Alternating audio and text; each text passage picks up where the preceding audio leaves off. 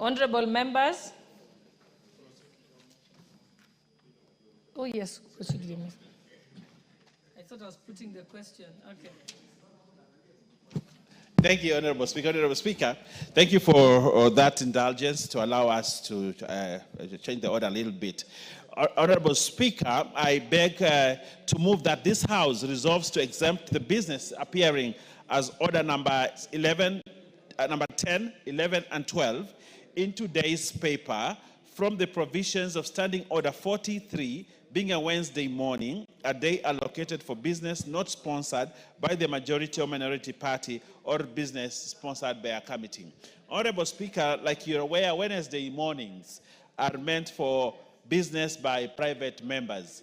But because of the urgency of the matters, Honorable Speaker, we want to ride on order, Standing Order 40, so that we can exempt, Honorable Speaker, and have the finance bill and consideration of the nominees on appointment to the National Police Service and the County Public Finance Laws Bill, Honorable Speaker, that we consider them now, Honorable Speaker, so that we can beat the time frame as given in the Public Finance Act to ensure that we enact these laws within the framework of the budget timelines, Honorable Speaker. Therefore, Honorable Speaker, having said that, I want to urge members to support this procedural motion. It's a simple, straightforward procedural motion, and request the Honorable Papa Osoro, no, the Honorable Osoro, Silvanas Osoro, to actually second. I thank you, Honorable Speaker.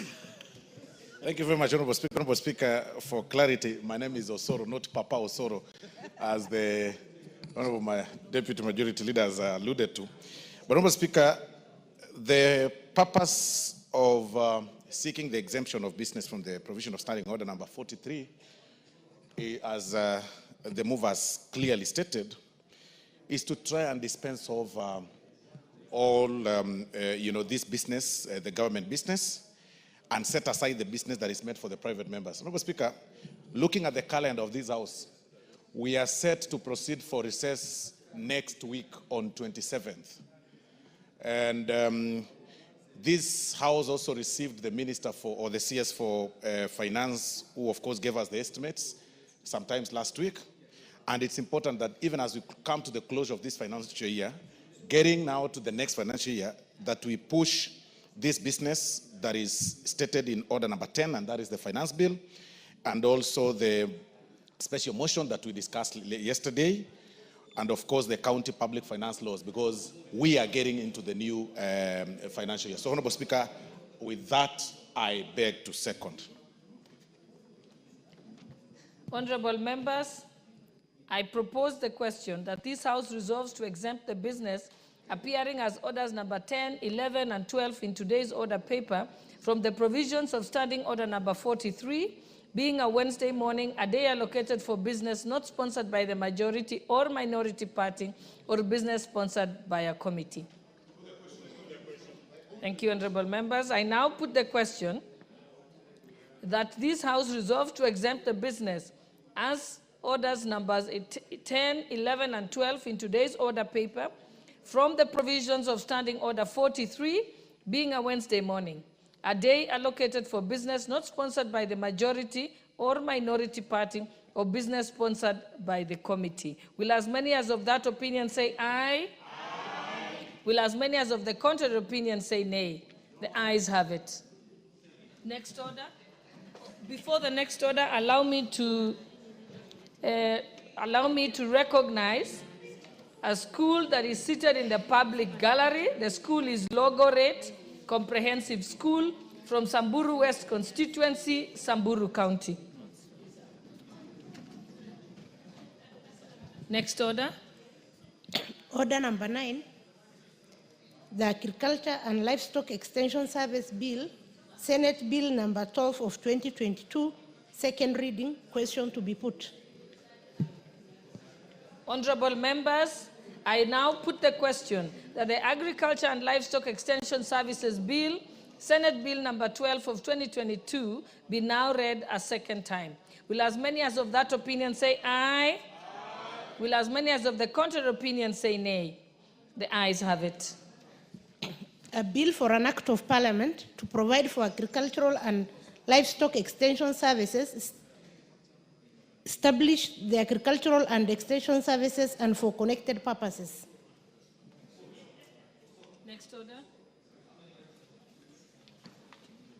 Order number 10, the finance bill, National Assembly Bill number 19 of 2025, second reading, question to be put. Honorable members, I now put the question that the Finance Bill, National Assembly Bill number 19 of 2025, be now read a second time. Will as many as of that opinion say aye? Aye. Will as many as of the contrary opinion say nay? The ayes have it. A bill for an act of parliament to amend the laws relating to various taxes and duties for matters incidental thereto. Next order. Order number 11, special motion, consideration of nominees for appointment to the National Police Service Commission. Question to be put. Honorable members, I now put the question that taking into consideration the findings of the Departmental Committee on Administration and Internal Security in its report on the approval of the hearing of nominees for appointment as members of the National Police Service Commission, laid on the table of this House on Thursday, 12 June 2025, and pursuant to the provisions of Article 246(2) and 252 of the Constitution, and Sections 3 and 8 of the Public Appointments Parliamentary Approval Act, Cap 7F, approves the appointment of the following nominees as members of the National Police Service Commission. 1, Ms. Peris Mudhoni Kimani. 2, Mr. Benjamin Juma Imai. And 3, Professor Colette A. Suda. Will as many as of that opinion say aye? Aye. Will as many as of the contrary opinion say nay? The ayes have it. Honorable members, I think you'll allow us now to go back to order number 5. Thank you for your indulgence. Order number 5, papers. Majority Leader, Honorable Lowenbayer. Honorable Speaker, I beg to lay the following papers on the table of the House today, Wednesday, June 18, 2025, morning sitting. 1, reports of the Auditor General and financial statement for the years ended 30th June 2024 and the certificates therein in respect of the following technical and vocational college. A, Msambweni. B, Kibwezi West. C, Mulango. D, Machakos Town. E, Kitui East. And F, Yata.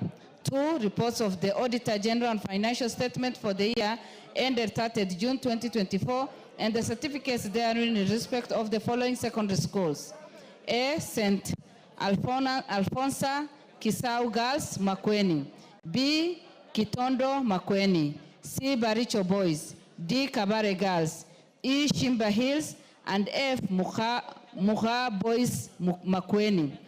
3, reports of the Auditor General and financial statement for the year ended 30th June 2024 and the certificates therein in respect of the following technical training institute. A, Wote. B, Machakos Technical Institute for Blind.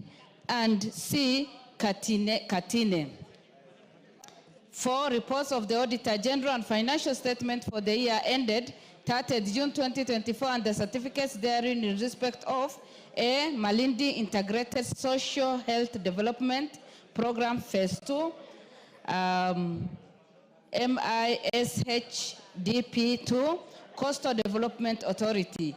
B, Horn Africa Groundwater for Resilience Project IDA, credit number 7082KE, project ID P174867, State Department for Water and Sanitation. C, Nambale Mjini Mayenje Water Project Grant / credit number 08W/Busia/97. D, Rwambura Irrigation Development Project number 1109118900, National Irrigation Authority. E, Multimedia University of Kenya.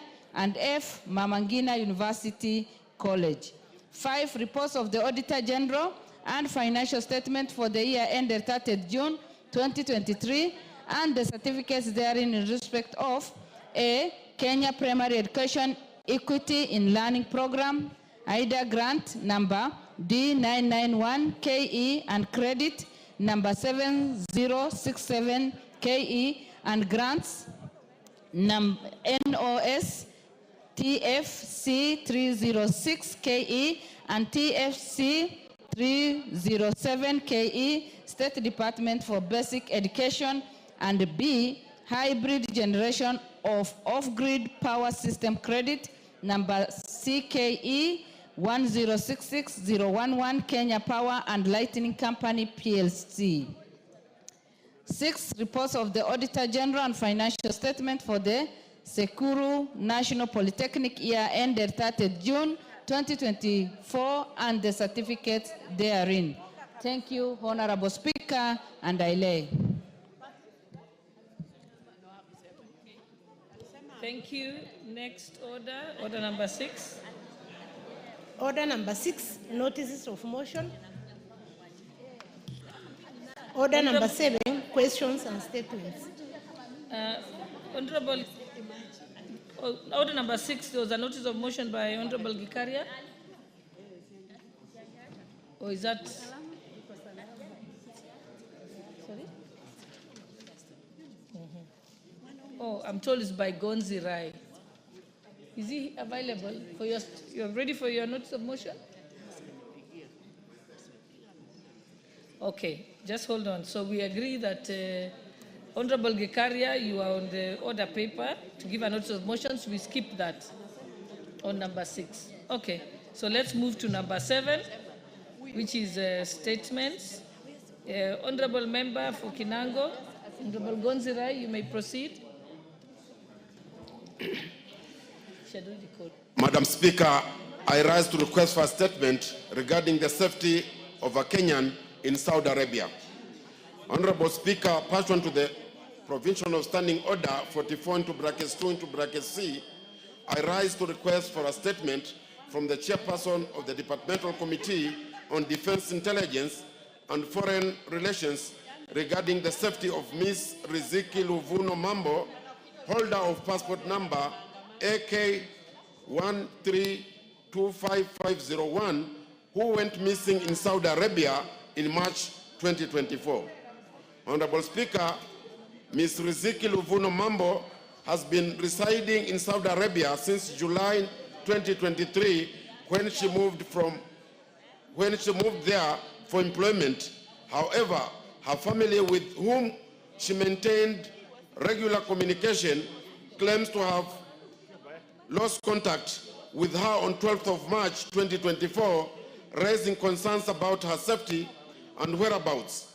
Following her lack of communication, the family received reports on 23rd of April 2024 that she had been arrested and was being held at Jeddah Sawari police station in Saudi Arabia.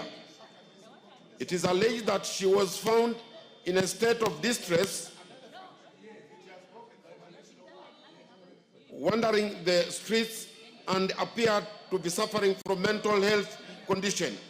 Efforts by the family to secure her repatriation to Kenya have been unsuccessful. Honorable Speaker, it is against this background that I request for a statement from the chairperson of the Departmental Committee on Defense Intelligence and Foreign Affairs on the following. The circumstances surrounding the arrest of Ms. Riziki Luvuno Mambo by the Saudi Arabian police. 2, steps that the relevant government agencies have taken to ascertain the whereabouts and secure our expatriation, release from custody, expedition release from custody, and repatriate to Kenya for proper physical and mental care. And C, the measures that the government has taken to guarantee the safety of all Kenyans living and working abroad, to ensure that they receive timely government assistance as cases of distress. I thank you, Honorable Speaker. Chairperson, Defense and Foreign Relations. Is there a member of that committee in the House to give an undertaking on behalf of the committee? Okay, Majority Leader, can you give the undertaking on their behalf? I hear the Vice Chair is here. Yeah. The Honorable Captain Major Bashir is here. He can do an undertaking. Give him the mic.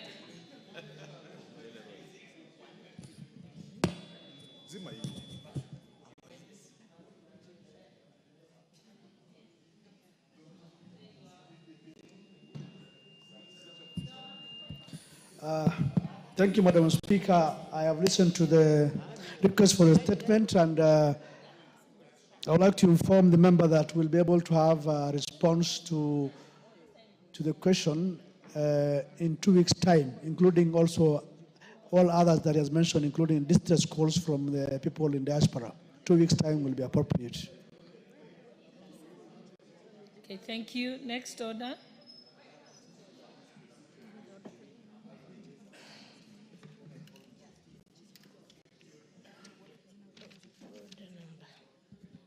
Order number 12, the County Public Finance Laws Amendment Bill, Senate Bill number 39 of 2023, second reading.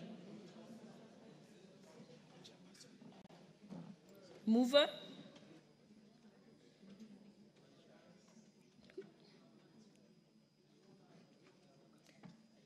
Who's the mover of the bill?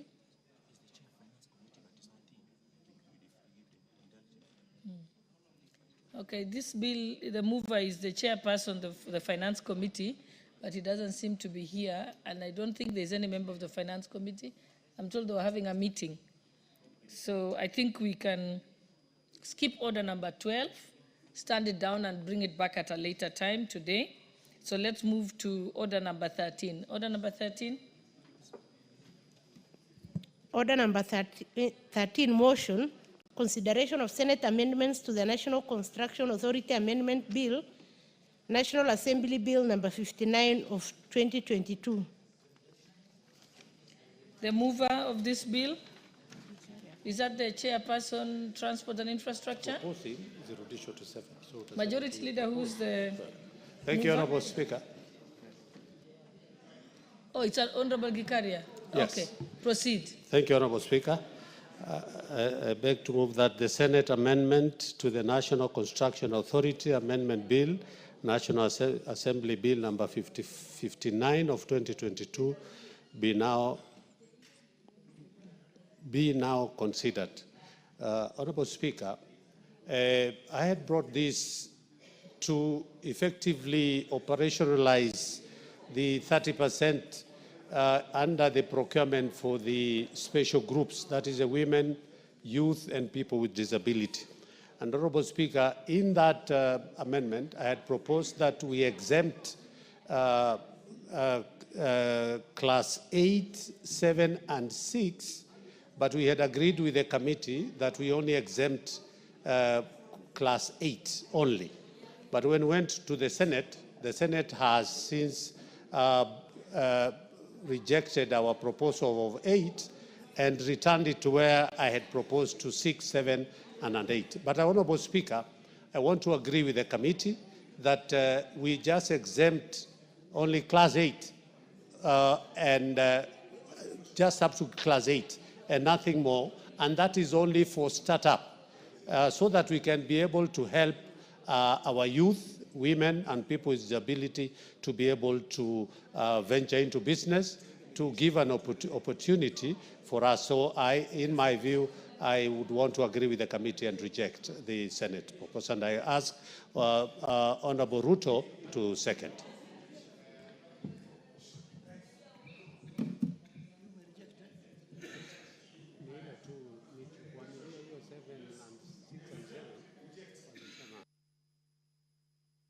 Do that, may I have a seconder? It's the seconder, the Honorable Ruto. Member for cases, please proceed. Thank you so much, Madam Speaker. Through to what the proposer said, Madam Speaker, the essence of providing this particular intervention is to encourage young members of the country, that is the youth, the special group of women, and people living with disability, to participate in such business entities and to grow the economy. And therefore, I stand to support the rejection of the proposals of Senate, and we only approve the removal of Class 8 under NCA, so that we encourage the new people and we don't misuse the other conditionalities that have been provided by NCA, because we've seen other people who are qualified, who are able, can misuse those particular provisions. Thank you so much. I support the proposal of rejection. I now propose the question, which is that the Senate Amendment Bill to the National Construction Authority Amendment Bill, National Assembly Bill number 59 of 2022, be now considered. May I go ahead and put the question? Yes. I now put the question that the Senate Amendment to the National Construction Authority Amendment Bill, National Assembly Bill number 59 of 2022, be now considered. Will as many as of that opinion say aye? Aye. Will as many as our contrary opinion say nay? Nay. The nays have it. So, honorable members, honorable members,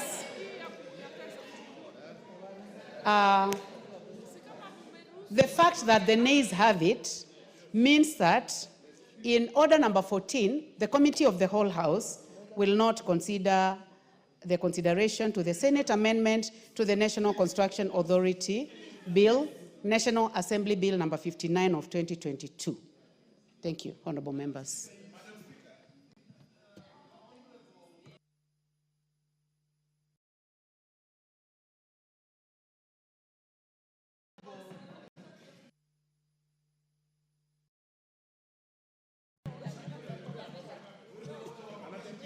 Honorable Speaker, there is a growing trend in this House, Honorable Speaker, that if really not attempt, it will mess the integrity of this House.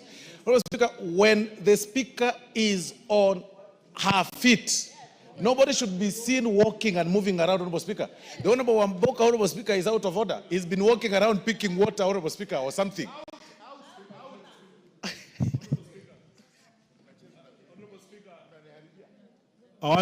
I apologize, Honorable Speaker. I'm sincerely sorry, and that will not happen again.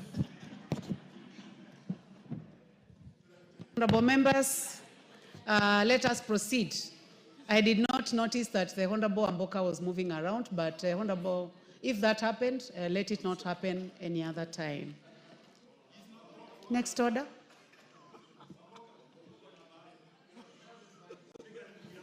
Order number 14, Committee of the Whole House.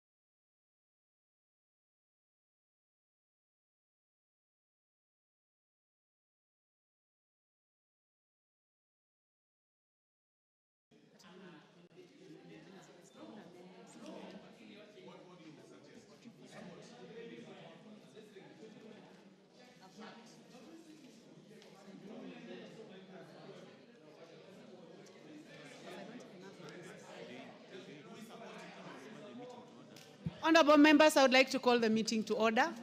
We are in the Committee of the Whole House.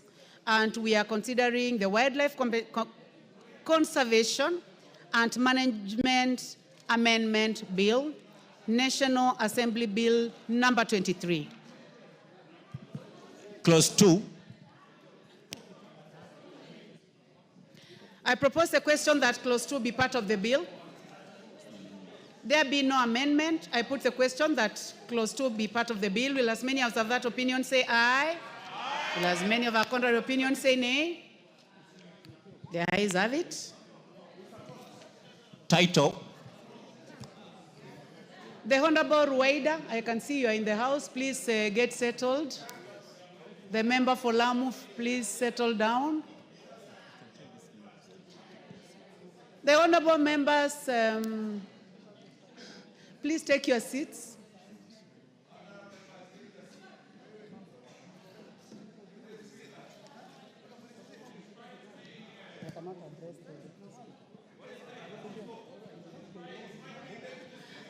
Honorable members, the only person I will not address is the Deputy Speaker.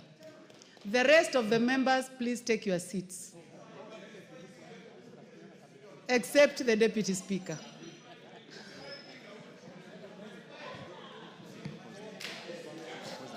I propose the question that the title be the title of the bill. There be no amendment. I now put the question that the title be the title of the bill.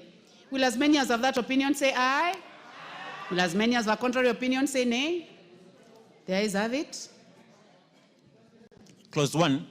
I propose the question that clause 1 be part of the bill. There be no amendment. I now put the question that clause 1 be part of the bill. Will as many as of that opinion say aye? Will as many as of a contrary opinion say nay? The ayes have it. Mover.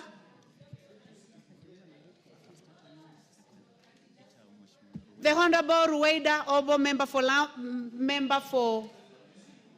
Lamu East. Lamu East. Mheshimiwa Spika, naomba kutoa hoja kwamba kamati ya bunge iliripoti kwa bunge la kitaifa kushughulikia kwa mswada wa hifadhi na usimamizi wa wanyamapori marekebisho mswada wa bunge la kitaifa nambari 3 wa mwaka 2023 na kuridhiwa kwake bila marekebisho. Asante Bi Speaker. Asante sana Mheshimiwa Rueda. Honorable members, I now put the question, which is that the committee do report to the House its consideration of the Wildlife Conservation and Management Amendment Bill, National Assembly Bill number 3 of 2023, and its consideration without amendments. Will as many as of that opinion say aye? Will as many as of a contrary opinion say nay? The ayes have it.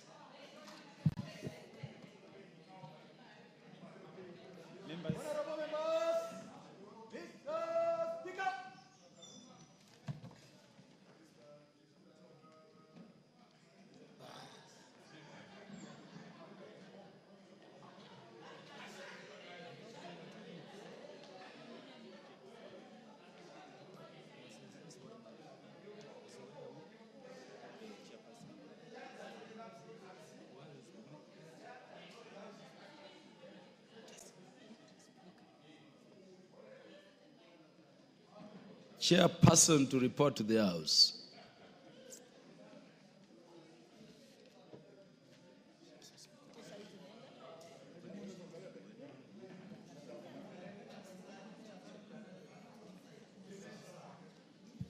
Thank you, Honorable. Honorable Speaker, I beg to report to the Committee of... Honorable Speaker, I beg to report that the Committee of the Whole House has considered the Wildlife Conservation and Management Amendment Bill, National Assembly Bill number 3 of 2023, and its approval without amendments. The mover to move agreement with the report.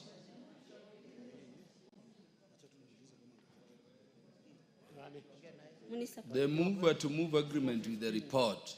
Mheshimiwa Spika, naomba kutoa hoja kwamba bunge hili likubaliane na kamati ya bunge zima kuhusu ripoti hiyo Pia namuomba mheshimiwa Owen Baya au aunge kuafiki hoja ya kukubaliwa kwa ripoti ya kamati ya bunge zima. Asante Bwana Spika. Honorable Owen Baya. Thank you, Honorable Speaker. Honorable Speaker, just a minute. Asante Mheshimiwa Speaker kwa kunipatia nafasi kuunga hoja ya makubaliano na bunge kuhusu mswada huu. Na niseme hivi kwamba huu mswada ni mswada muhimu sana.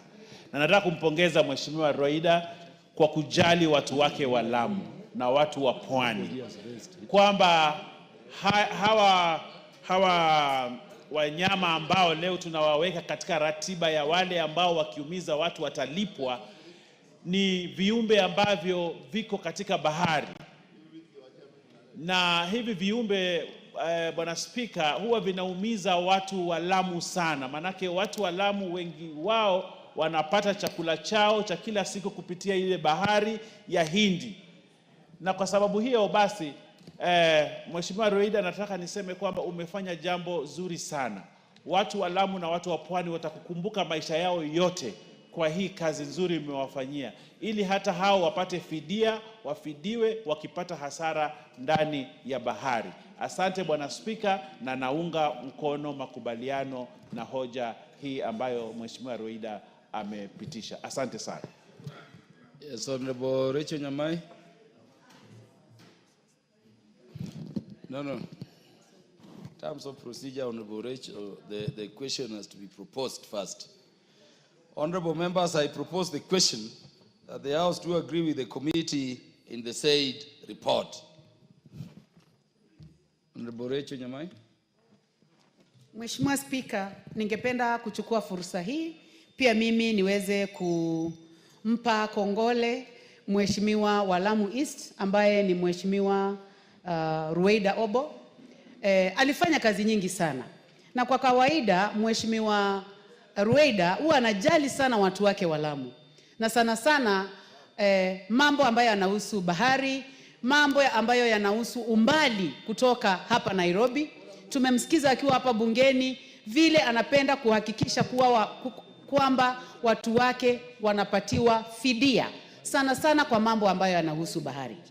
Na ningependa pia kupongeza Mheshimiwa Honor Owen Baya. Na pia nimwambie nimeona Kiswahili kimeanza kumshinda. Sijui ni kwa sababu gani. Kwa sababu analemewa ni kukaa sana na Mheshimiwa Eshongwa, Mheshimiwa Whip Osoro na Mheshimiwa wa Marsabit, Mheshimiwa wako wanamuongelesha kizungu mingi mpaka siku hizi ameanza kusahau Kiswahili.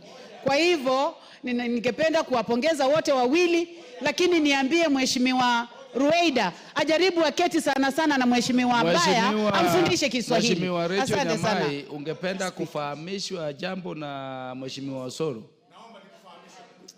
Ningependa nifahamishe na Mheshimiwa Osoro. Na anifahamishe kwa Kiswahili. Fahamisha kwa Kiswahili. Mheshimiwa Spika, ningependa kufahamisha Mheshimiwa Rachel kwamba hatusemi kwamba lugha ya Kimombo, usema kwamba Kiingereza mingi. Unasema Kiingereza kingi. Pili, tunasema kwamba sio Kiswahili kimemshinda. Tunasema kwamba Kiswahili, lugha ya Kiswahili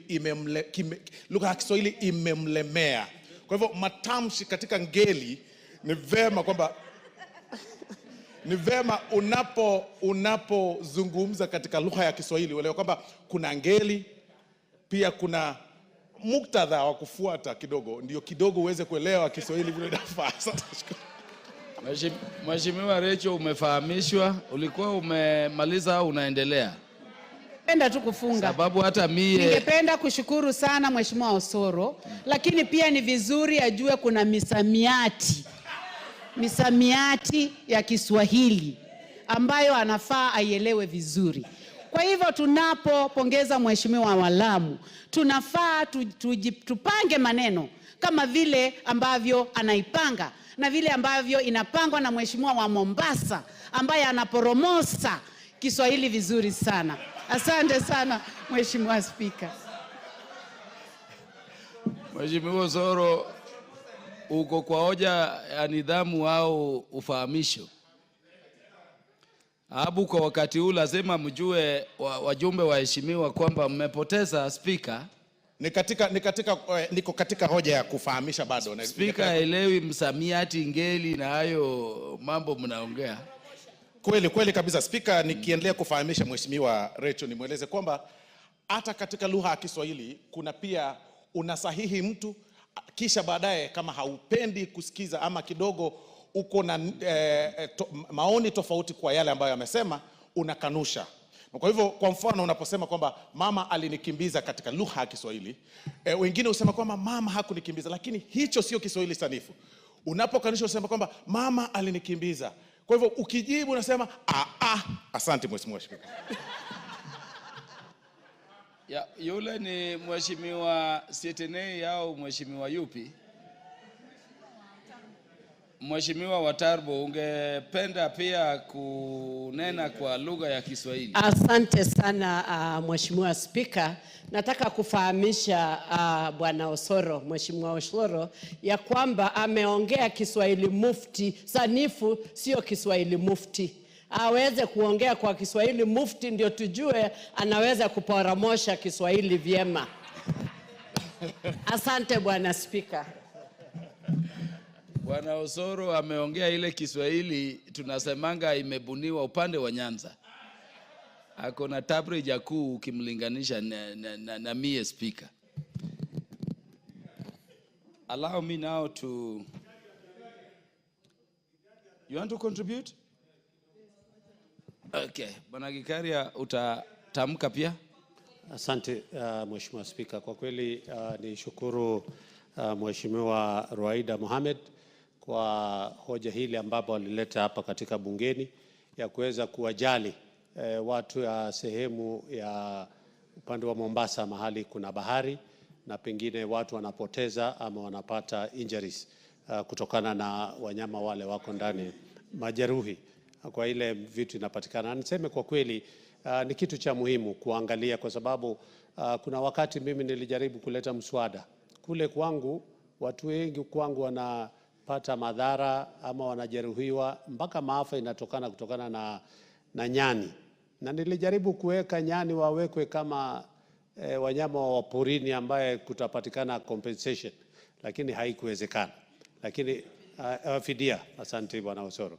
So niseme tu kwa kweli nimshukuru sana Mheshimiwa Ruaida kwa hiyo nafasi, na pengine hata sisi in future kwa sababu kwa siku zijazo tuangaliliwe kwa sababu ya hawa wanyama ambaye ni nyani ambaye wanalete madhara sana katika miji mikuu mahali kuna poli, especially kama kule kwangu kuna hiyo National Park ya Nakuru ambaye watu wengi wanaathirika kwa sababu ya huyu mnyama anaitwa nyani. Kwa hivyo niseme once again kwa mara nyingine Mheshimiwa Ruaida, pongezi sana kwa msaada huu ambao umeleta. Asante.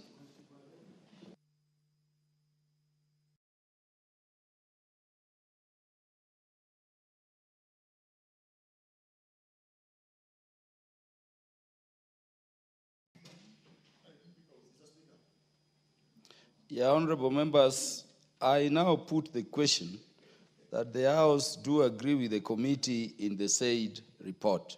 Will as many as are of that opinion say aye? Will as many as are of the contrary opinion say nay? The ayes have it. Mover of the bill to move...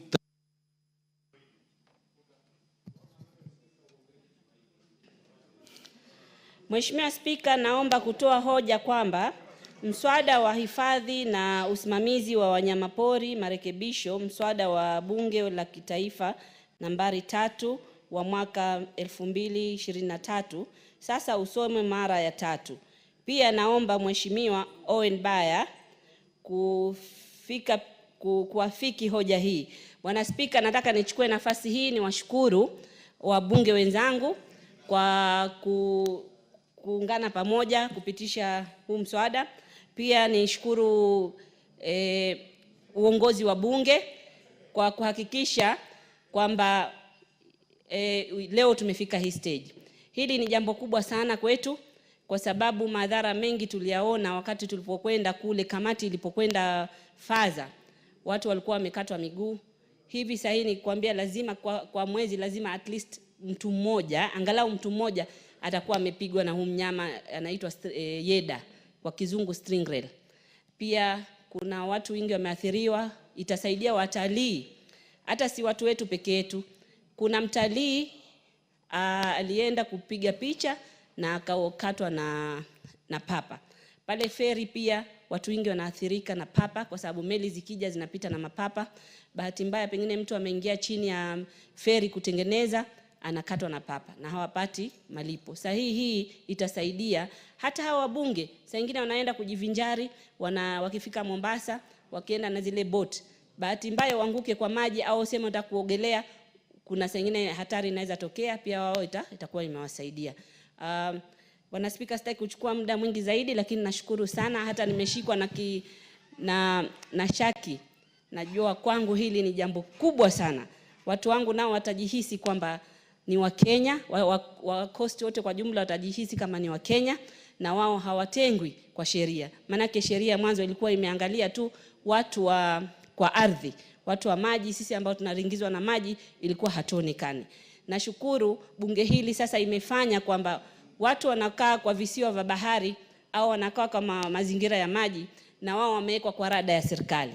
Manake mara nyingi walikuwa wameona wametengwa. Hii itafanya tuweze kuhifadhi zaidi wanyama wetu wa pori. Asante Bwana Spika. Sije nikalia, asante. Mheshimiwa Owen Baya. Asante sana Bwana Spika, na hakiki mswada huu na afiki mswada huu kwamba usomwe kwa mara ya 3, na pia niseme kwamba kama vile wabunge wenzangu wanavyosema na vile Mheshimiwa Roida amesema, huu ni mswada mzuri sana, mswada ambao utasaidia watu wa pwani. Kilifi ni kati ya zile kaunti ambazo ziko na ufuo wa bahari mrefu sana, na bahari iko pale na watu kazi yao wengi ni maneno ya ubaharia, na mswada huu umekuja kwa wakati wake, kwamba ni wakati sasa watu ambao kwa muda mrefu walikuwa wamesahaulika katika maneno ya kufidiwa katika zile ajali zinafanyika ndani ya bahari, sasa pia wamepata nafasi. Kwa hiyo mimi ile nataka kuomba bunge hili, nataka kuomba uongozi wa bunge, mswada huu upeleke kwa haraka sana, uwekwe sahihi na rais ama assent, ili usikae. Nimeona miswada mingine tumepitisha hapa imekaa haijapelekwa for assent, na mimi nataka niwaombe sana, huu mswada ambao Mheshimiwa Roida ameufanyia kazi sana na ameweka kazi zake sana na amepatia matumaini watu wa Lamu na watu wa pwani, kwamba ufikishwe kwa haraka sana kwa rais, uwekwe sahihi, ili wale ambao wanaumia kwa sababu hii maneno ambayo imefanyika wapate fidia kwa haraka sana. Mimi nataka kuunga mkono. Asante sana. Honorable Charles Nguna Ngusia. Asante sana Bwana Spika kwa kunipa nafasi hii. Charles Nguna Ngusia, just take back your seat. I've not proposed the question for debate. Honorable members, I propose the question that the Wildlife Conservation and Management Amendment Bill, National Assembly Bill number 3 of 2023, be now read a third time.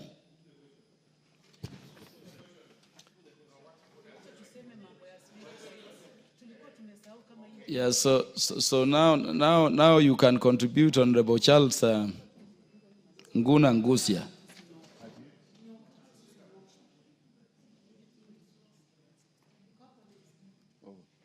Asante sana Bwana Spika. Nilikuwa nimeharakisha sana kuchangia mswada huu, lakini nimepata ya kwamba umekamilika. Kwa sasa mimi nataka kuongeza sauti yangu kwa hii niunge mkono kabisa, na nataka kuuliza itiwe sahihi haraka iwezekanavyo. Na kama Spika ilivyo desturi yetu, nataka kuomba tafadhali upe dada yangu Recho Kaki, kuna kitu alikuwa anataka kuongezea hii mswada. Asante sana.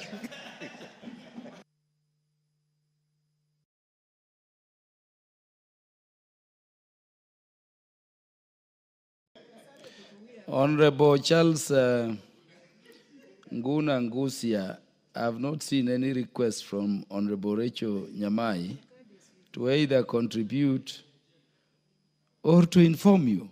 Honorable Rachel Nyamai, you wanted to contribute? Yes, Honorable Speaker. Because I want to put the question. Yes, I would like to thank you very much for your indulgence. This is a very important bill, and the proposal that has been, the bill that has just passed, Honorable Speaker, is extremely important. I am aware that the committee has been looking on to amend the same act. I know that it will take time because after being ascended to it, it needs to take about 6 months. But the issue of snake bites, Honorable Speaker, is a big issue that must be discussed now by this House. We have snake bites all over the country, starting with Baringo, Marsabit, Mandera. Kitui has the most poisonous snakes, Honorable Speaker. And we realize that when this amendment was being done, snake bites seems to have been left out. And I remember it was also removed, actually, in the 12th Parliament. So I would like to request the chair of this committee, after the passage of the 6 months, we will be bringing an amendment so that we also consider snake bites, because snake bites are killing too many people. And the ministry was in my constituency about 3 weeks ago, and the issue of snake bites was raised by my constituents, and so many people are calling for inclusion of snake bites in the compensation as part of the compensation we are discussing today. Thank you very much, Honorable Speaker, for your indulgence. I support. Yeah, Honorable Rachel, you raise a very important issue. My own grandmother, I never saw my paternal grandmother. He died of a snake bite. And so don't wait for 6 months. You can join the committee in pursuing that endeavor. Honorable members, because of other businesses, let me put the question. I have confirmed that we have the requisite quorum in the House for purposes of making a decision. I therefore put the question, which is that the Wildlife Conservation and Management Amendment Bill, National Assembly Bill number 3 of 2023, be now read a third time. As many as are of that opinion say aye. As many as are of a contrary opinion say nay. The ayes have it. A bill for an act of parliament to amend the Wildlife Conservation and Management Act 2013.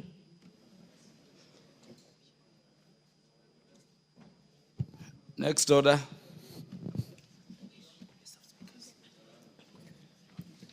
Order number 15, motion, exemption of major roads, expansion of major roads in the country to dual carriages, resumption of debate.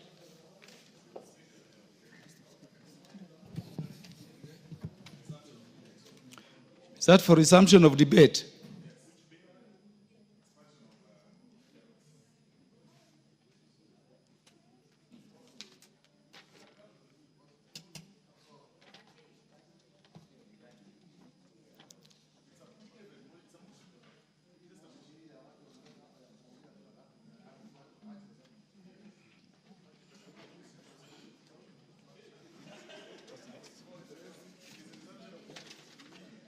Is it for resumption of debate? But it had been moved and seconded. Honorable Soro.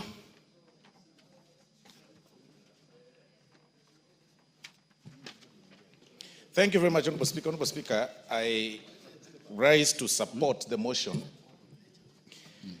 by the Honorable Faith Gitao on the expansion of major roads in the country to dual carriages. Honorable Speaker, the road issue or the road matter is actually a thorn in the flesh of many Kenyans, Honorable Speaker. That when you move around the world, those of us who have had the privilege to travel across the world, you'll agree with me that we are behind schedule in terms of the road network as a country, Honorable Speaker. But of importance, Honorable Speaker, is the proposal or the motion by the Honorable Faith Gitao that seeks, or rather that brings us to the attention of everybody, Honorable Speaker, about the expansion of these major roads. Honorable Speaker, when you look, or if you've had an opportunity to travel or to make your way or to drive or whichever way from Nairobi all the way to Nakuru, then all the way to Kericho, all through to that route, Honorable Speaker, you'll agree with me that over the weekends, that route is extremely busy. Very, very busy. Because unlike the traditional holiday places that have been said before, like Mombasa and, the South Coast, the North Coast, and all those places, other Kenyans opt, Honorable Speaker, to drive from Nairobi to Naivasha for what nowadays they call staycation or something, or just a little bit of some holiday, because that is another area that has become a common holiday destination, Honorable Speaker, especially for those who are not able to raise enough money, Honorable Speaker, and even not even enough money. There are very, very good hotels, Honorable Speaker, nowadays in Nakuru, Naivasha area, Honorable Speaker, that people go for holidays, Honorable Speaker. But unfortunately, there is a challenge. You drive all the way from Nairobi, you get to Westlands, but past Limuru, Honorable Speaker, you then now start finding a challenge or getting a challenge of the road network because of so many vehicles, Honorable Speaker, on the way. Because there are so many vehicles on the way in that route. If there is something that we need to think of as a country, is expanding such highways, Honorable Speaker. The roads that go all the way to Malava, the roads that pass through, you go, Honorable Speaker, from Sotik to Kaplong. It's like a road, Honorable Speaker, that was made when the population was hardly, 2 million people in this country or 3 million people in this country. It is really not a road that people should be talking about. And I see Honorable Osero looking at me because that is his home, and he knows very well that there is a challenge between Sotik, Keroka, Kisii, and going all the way, Honorable Speaker, to Sirare. It's really, really a big challenge, Honorable Speaker. And there are so many vehicles on the road. Those roads, the implementers, or rather the people who came up with that structure of such roads, Honorable Speaker, did not envision a time when we will be densely populated as we are and with so many people on the road. And that is why this motion is coming in timely.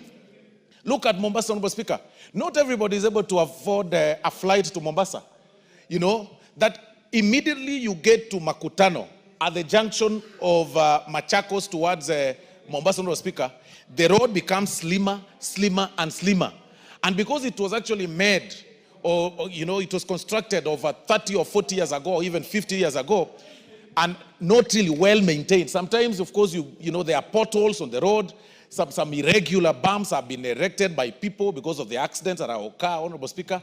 And we even squeeze ourselves in the trailers when you're driving in those roads. I mean, really, it is about time that we start having this discussion on how we can be able to expand these roads to have every major road as a dual carriage, Honorable Speaker. But even as we get to that, then we then need to sit down and ask ourselves this question. Is it then possible for this country, the country's budget, to meet those needs? Is it possible that within the budget that we have, Honorable Speaker, that we have all those roads, made under dual carriage, Honorable Speaker? What then, when you ask yourself this question, then it brings up for this answer that it's about time we also start thinking on how we can engage investors on such structures under the PPP terms. That if the government is not able to construct these roads because of the taxes, the insufficient budget that we have, Honorable Speaker, and of course there's several needs, then it's about time that we start embracing the question of the private-public partnerships across the country. It is the question of time. It is about time that we start thinking about that, right? That if you're doing a road towards Malava from Nairobi, then have an investor construct an 8-lane structure, 8-lane carriage on one side, and 8-lane carriage on the other side, with the exclusion of a free one. Then you do tolling so that you are able to recover your money. So you do 8. If you want to go express to Malava, use the dual carriage. If you do not want to pay for through the toll station, then just a similar thing that happens, of course, Honorable Speaker, to the expressway. Then you are left with that small, slender road, the old one, so that you can use and remain on traffic as you want. So it's about time that we start telling Kenyans and embracing, even as leaders, the question of the PPP. because it is not tenable through our budget. If we will be waiting for us, for the exchequer to fund the road, to make the road that way, like Thika Superhighway, so that we can have those dual carriages all through the country, it will not be possible. We want to urge Kenyans to start embracing the private-public partnerships. A similar thing that happened, a similar one like the expressway, it's optional for you to get through the expressway to the JKIA, or you use the underpass and go, it's free, and then go to JKIA. The difference is that one will save time, the other one will pay at a cost. So those are the things that we need to embrace, because it is timely. Looking at the city planning, looking at the country's planning, we are a little bit behind. I was engaging one of the colleagues, Honorable Speaker, when we visited Zambia the other day. You will notice, Honorable Speaker, that in Lusaka, even the city planning itself has envisioned a time where the country will have a population of 50 million or 60 million, because currently Zambia, although it's double in our size, Honorable Speaker, in terms of the landmass, their population is barely 20 million people. But looking at the city planning, the spaces they've left for those who cycle, the spaces they've left for those people who like walking along the road is very safe. But look at our country, Honorable Speaker. The cyclists, the people, the cyclists are riding their motorbikes and their bicycles just besides the vehicles, and besides those people who are doing jogging every day, and besides, of course, trailers, quite risky. And that is why, Honorable Speaker, we've got so many cases of hit and run. And I can tell you, as a legal practitioner, when I started practicing law, Honorable Speaker, the very first thing I started doing, Honorable Speaker, is going through the morgues, Honorable Speaker, for what we call ambulance chasing. And that's what most people who start practicing do because it is common. People are dying on the road, Honorable Speaker, through hit and run. People are hit daily. And because of the nature of our laws, nowadays when you get a person hit by the roadside, Honorable Speaker, you can hardly stop and pick him, because when you take, even if he's, has some little pass left for him to be saved, you will fear, because when you take them to the hospital, you are asked, okay, so are you the one that hit this person? And the police will be after you. And that is why we are turning to be a country of each person for himself and God for us all. It's quite unfortunate. But General Honorable Speaker, it is about time that we start thinking through the PPPs. We start looking for the investors, viable and quality investors, to help us do the dual carriages. They toll to recover their money, but still we leave that slender one, we leave that road, that particular one, to be free of charge, so that you have an option to either toll, use through the toll station and pay, or pass through the normal one. So with that, Honorable Speaker, and this one should actually go deep into the villages, so that it can actually open up the economic channels of this country. With those very many remarks, Honorable Speaker, I am very impressed by the Honorable Faith Gitau's motion, and I suggest that it just doesn't end in these structures of motion. We need to think through the public-private partnership, Honorable Speaker, in terms of, for us to engage, for us to be able to achieve this, because it is not possible to do this through the exchequer. I beg to support, Honorable Speaker, and I thank you very much.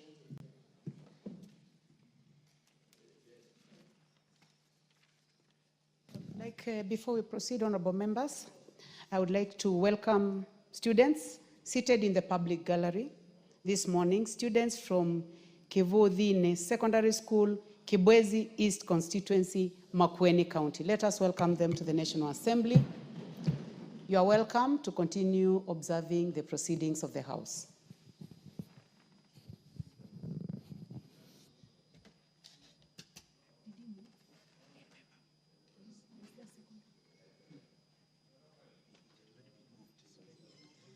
The Honorable Ekomas Mutuse, you may proceed, and I would like to request you, I've given you a chance there so that you may also welcome the students from Kibwezi. Thank you, Madam Speaker. In welcoming the students from Kivudhine Primary School in Kibwezi East, which is my neighboring constituency, just to urge them and their teachers to, you are welcome to the House of Parliament. This is where decisions in terms of laws, decisions in terms of budgeting, and oversight of expenditures of the national government are taken. This is a house of record, it's a house of order.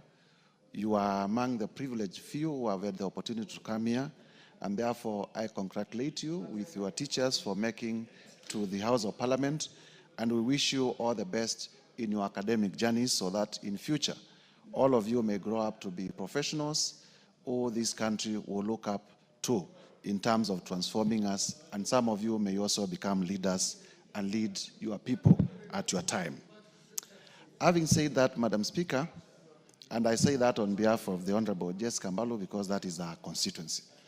Having said that, Madam Speaker, allow me to now comment on the motion for the expansion of major roads in the country to dual carriageways that has been moved by the Honorable Faith Gitau. From the onset, Madam Speaker, this is a motion that is not only timely, but is something that should have been done by the country many, many years ago. Madam Speaker, you are now aware that the World Bank has classified Kenya as the 6th largest economy in Africa. We have now overtaken Ethiopia and Angola, and we are now the 6th largest economy in Africa by virtue of the size of our GDP. That means that our infrastructure needs to reflect the size of our economy. And that infrastructure to reflect the size of our economy, our road systems need to be modernized, our railway systems as well need to be modernized, and so that we reflect a country that is the 6th largest economy in Africa in the 21st century. If you compare our infrastructure with that of South Africa, driving from Cape Town to Pretoria, you realize it's a dual carriage. It's a long distance. Same way from many, many cities in our continent that are smaller economies than us. And therefore, we want to congratulate the Honorable Faith Gitau for reminding us in this House and those in the executive that the time has come for our roads to be dual carriageways. Madam Speaker, I represent a constituency that is on the Nairobi-Mombasa Highway, Kibwezi West constituency. From Kibwezi town through Makindu to Emali is a distance of about 70 kilometers on the Nairobi-Mombasa Highway. And there are many, many accidents. It is the same in Kibwezi East, it is the same in Kilome constituency. There are many, many accidents that are happening because the road is a single carriageway. And we have been expecting, especially with the promise that the Americans want to do an expressway from Nairobi to Mombasa, the one that they have nicknamed Usahihi, that we may have this project come to pass so that we may reduce the number of accidents, because one life lost through a road accident is too many lives for us. We have also heard about plans to do the road from Chumvi through Konza Technopolis all the way to Emali under the funding of the Korea government. And I stand to request the executive to fast track such plans so that my people, the people living along the Nairobi-Mombasa highway, may stop losing their lives because of avoidable accidents that can be avoided by dualing the Mombasa-Nairobi highway. As for the funding, everything starts with an idea. And we cannot fear to propose ideas of dualing our roads because we do not have the money. And therefore, I want, as I support this motion, to urge the State Department for Roads to come up with a plan on how we can dual our roads and to engage Parliament so that we may pass the necessary policy and legislative framework to facilitate the dualing of all the roads in the Republic of Kenya so that we may reflect the economy that we are, that we may become attractive even to foreign investment and attract more people to come to our country, because a road network, attractive road network also is important in terms of the image of our country that we give to the people who visit our country. Having said that, Madam Speaker, I beg to support and urge that it doesn't end at mere debate, that the Committee on Implementation will pick it up so that we may have a concrete plan with clear timelines on how this will be achieved. I thank you, Madam Speaker, for the opportunity. Thank you very much, Honorable Mutuse. The Honorable Naomi Wako, member for Marsabit. Thank you very much, Honorable Speaker, for allowing me to add my contribution to this very important motion brought by Honorable Faith Gitau, one of our very diligent commissioner and a member of parliament. Honorable Speaker, as I stand, I want to confirm that I support this motion because it touches on one of the most important things that we depend on as a country. Honorable Speaker, the proposal that this House resolves that the government through the Ministry of Roads and Transport undertakes an expansion program of national trunk roads with the view of upgrading all classes A, B, and C roads in the country from two-way lanes to dual carriageway, one-way roads with the necessary infrastructure that include footbridges, safe crossing zones at regular intervals. Honorable Speaker, I fully support this because we know very well as a country, so many innocent lives have been lost. We've lost many people. We've lost even tourists who have been in our country due to road carnage. We've lost our young people, students, going for school trips or maybe going to their schools because of road carnage. And by expanding our road, we are sure that the accidents that keep happening in our country and on the roads will be reduced. Honorable Speaker, even as we propose this, some disciplines must be observed of time and how the drivers, should conduct themselves, and having the driving license and doing all the due diligence will help us and add a lot of value to the suggestion that we are making. And again, Honorable Speaker, expanding our roads will be profitable to our country. Our economy will grow because we know very well that many of our neighboring countries depend on us. And by expanding our roads, then we know that we will be able to grow our economy and we'll be able even to be of use to our neighbors, because Kenya, as it is today, we are at the front line and leading from there. We wouldn't want, to cause chaos and also other people to be in our country and have accidents. Honorable Speaker, we also know very well that road transport is still the preferred mode of travel and transport for many Kenyans, simply because it is affordable.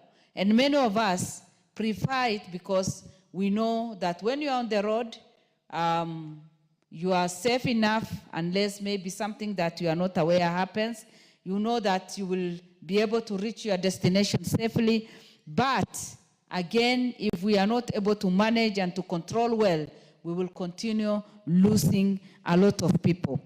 Honorable Speaker, we know that even for the service delivery, we depend on our roads for the service delivery. And these days we have our motorbike, the border borders, who support us. And what the motion is supporting is going to help us a lot, because with what she's saying, safe crossing zones at regular intervals, proper drainage system, and other requisite infrastructure for their optimal operation.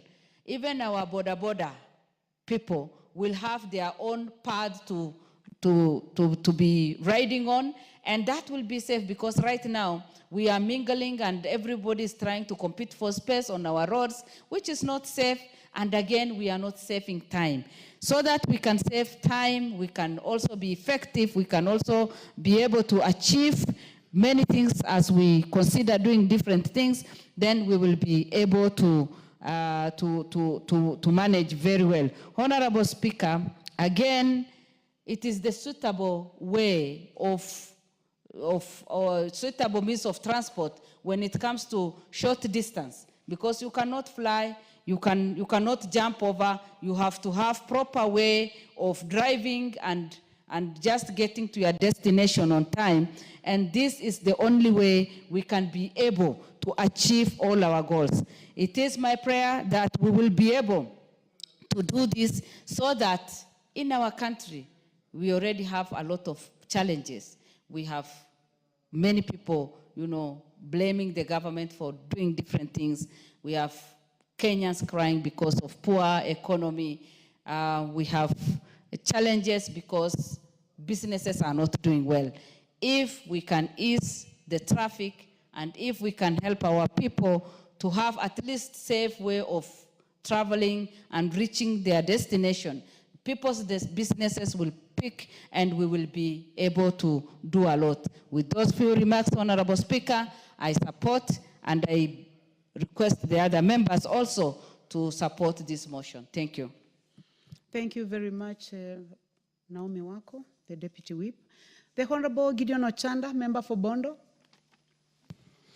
Thank you, Madam Speaker. Madam Speaker, there are a number of things that if people and governments are not able to realize and to do, will continue being in many, many, many problems. One of these is the issue of planning and the use of data. Our successive governments are well aware that we have more vehicles on the road each year as years advance. What is it that we are doing, or what is it that we are placing for purposes of this increase of traffic in terms of our road infrastructure?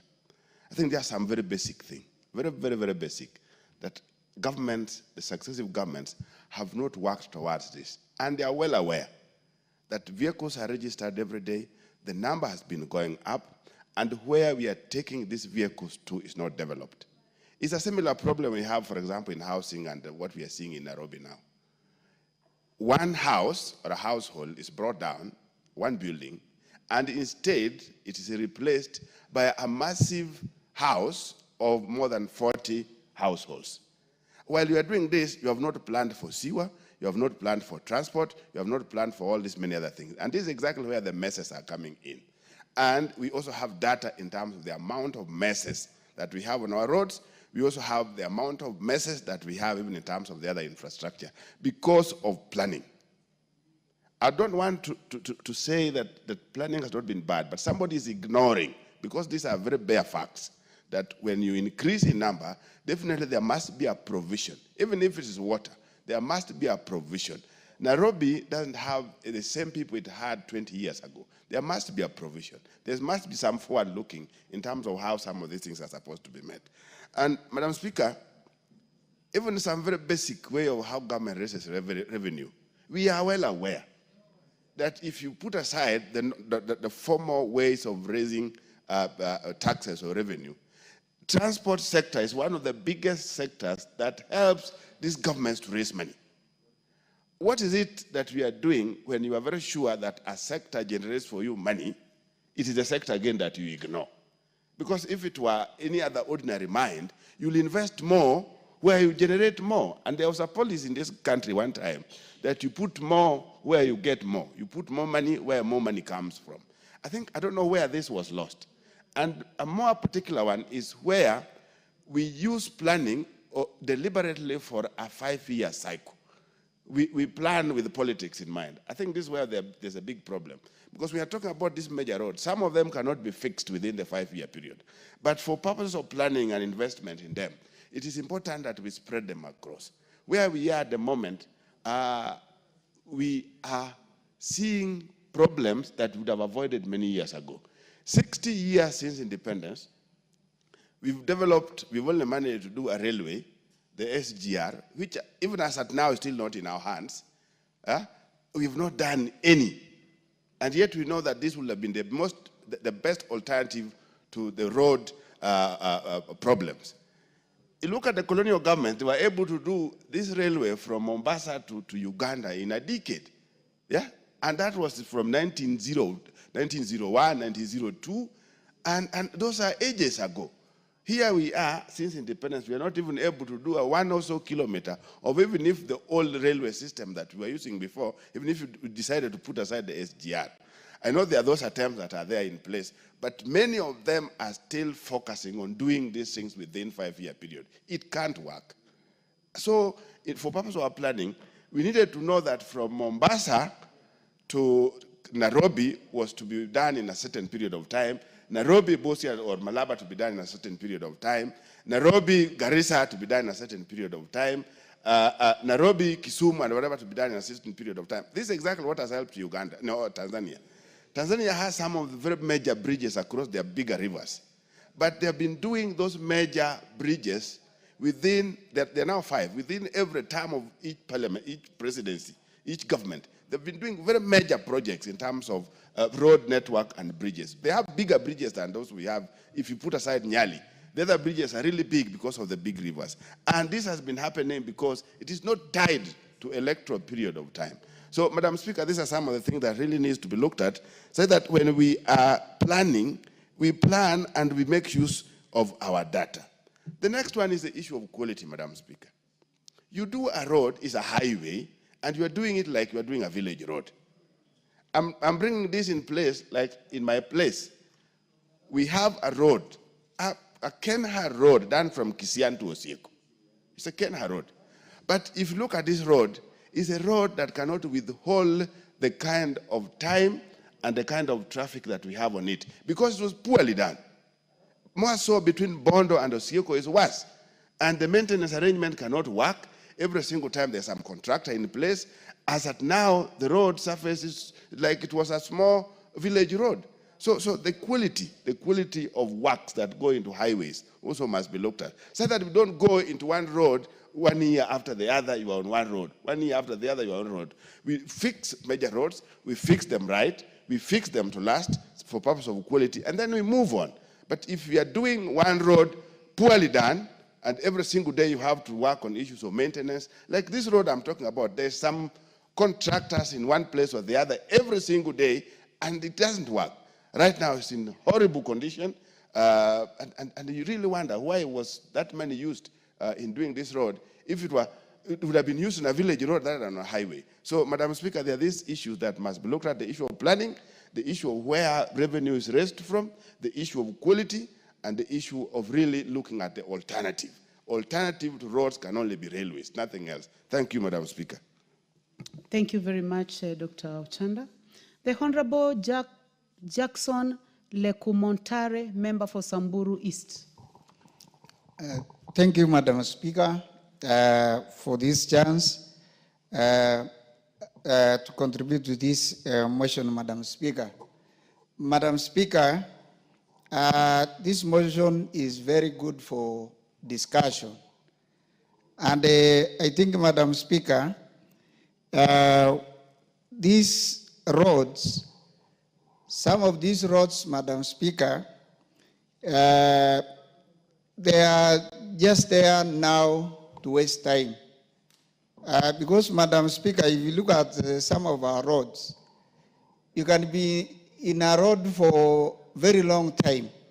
And I think, Madam Speaker, just as other members have said, it is time for expansion. And I think this is a very good discussion, Madam Speaker.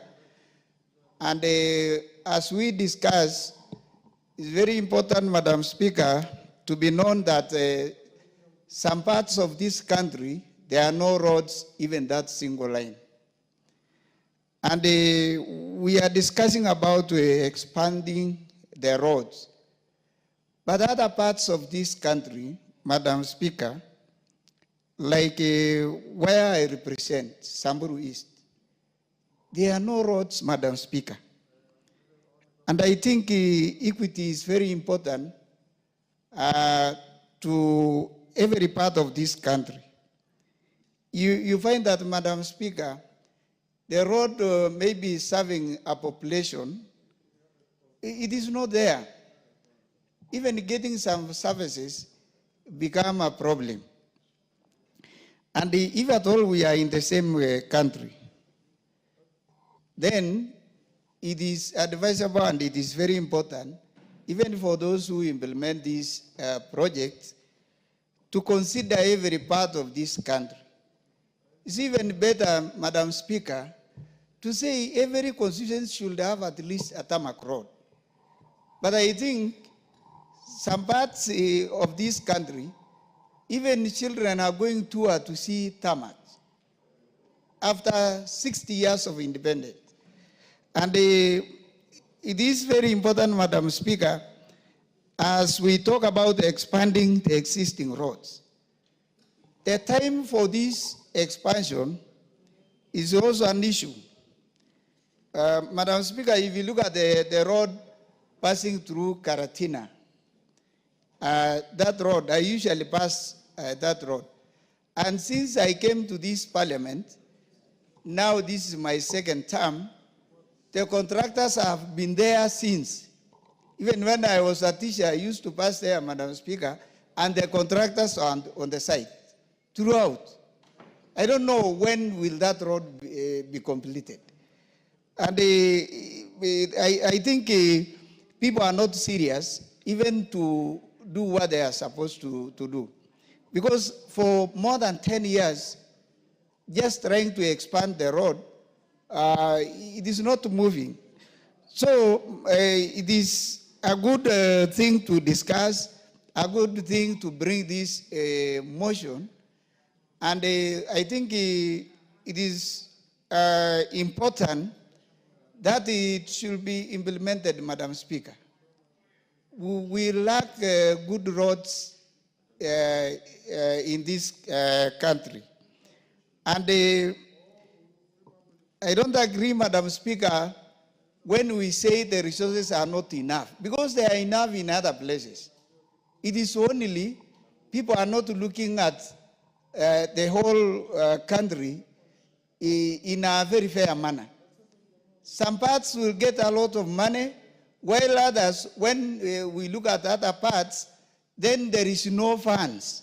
That is the usual song people are singing every now and then. And I think it is now the high time the government should be able to look at every part and consider it. If the budget is small, then it should be small for everybody. But you can find other places getting a lot of money, but others, no roads throughout. And we are in the same country. So I think it is very good.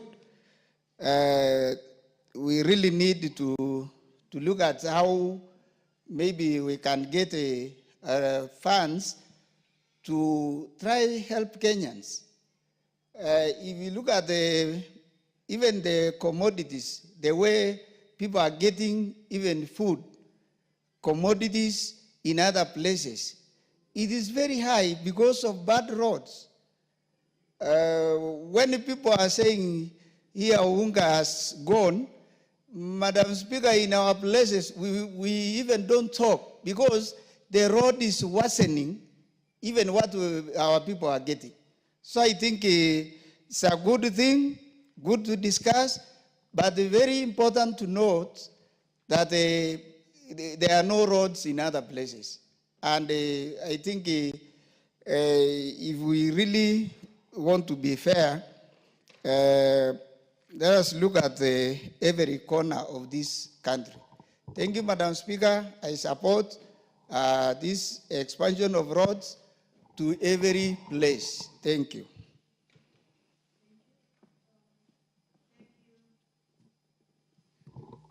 Thank you, Member for Samburu East. The Honorable Wilberforce Oundo, Member for Funyula. Thank you, Honorable And Speaker. Honorable Professor, you have only 4 minutes. The time for this motion is coming to an Okay, thank you, end. Honorable Speaker. Let me also join my colleagues in supporting the motion by Honorable Faith Gitau on expansion of major roads in the country to dual carriageways. Honorable Speaker, transportation is the key to industrialization, is the key to improving the economy, and its importance cannot be gainsaid. Honorable Speaker, many of our so-called trunk roads, the international roads connect various regions and towns in this country, cannot really be constituted or be considered to be true roads in the true sense in what we see in the other countries. Honorable Speaker, it's such a shame that the road from Kisumu all the way to the border at Busia is literally a track. it cannot be called a road. Yet we pride ourselves that's the road to Great Lake region, to the entire all parts of the East and Central Africa. Honorable Speaker, the same applies to large chunks of the road between Eldoret and Malaba. It's therefore important that, as Honorable Faith has stated, that this country, the planners, all those who are involved, should move with speed and through other means, find ways and means of ensuring that these roads are dual. Honorable Speaker, if you travel many parts of this world, even small countries in Africa, all their major trunk roads are truly dual roads so that they move traffic, move goods fairly fast to where they are supposed to be. But Honorable Speaker, as we concentrate on the roads, allow me also to join Dr. Chanda. In many other parts of the country, actual road supplements transport. We have an untapped opportunity for purposes of railway. We could have moved much more goods, much more passengers, faster, safer, if we had continuously invested in the railway network. The last railway to be built was during the colonial time. The next has been during President Uhuru's time. Surely, honestly speaking, if we could find a way, I had an opportunity to travel in South Korea, a distance of almost 1,000 kilometers with a speed train. You cover much less period of time, and you move much more many people compared to road transport. But unfortunately, for Madam Faith, this is just a mere motion.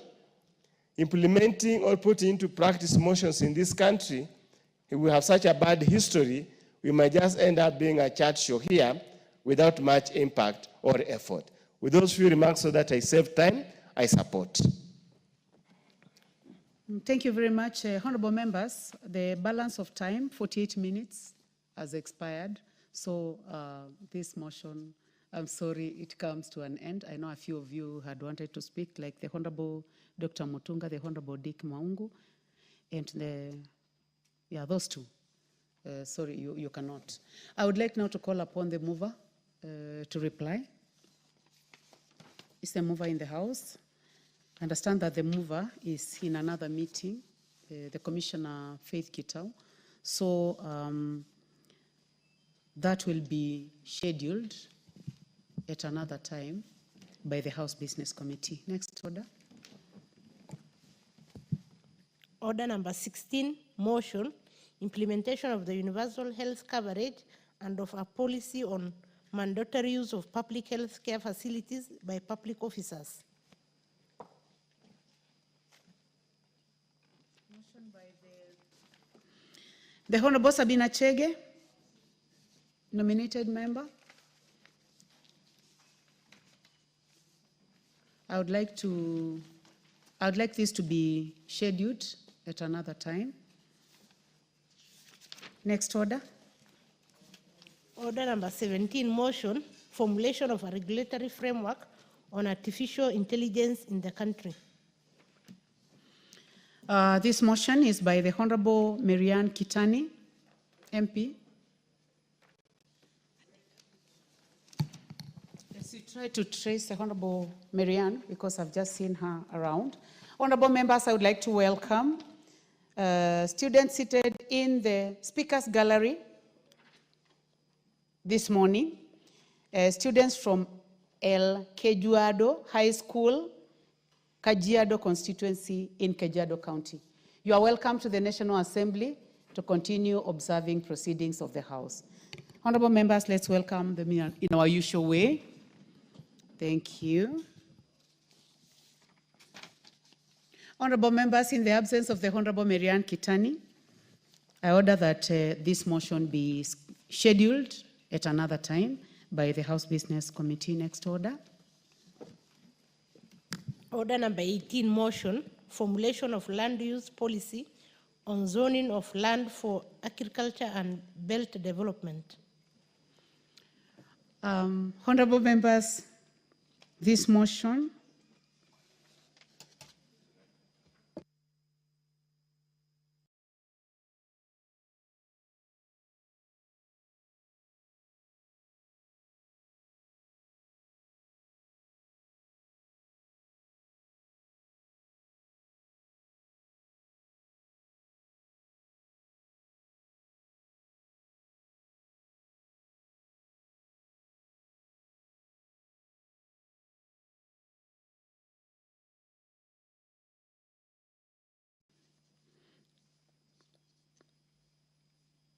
Motion number 18, formulation of land use policy on zoning by the Honorable Timothy Wanyonyi, MP Westlands. That one is also deferred.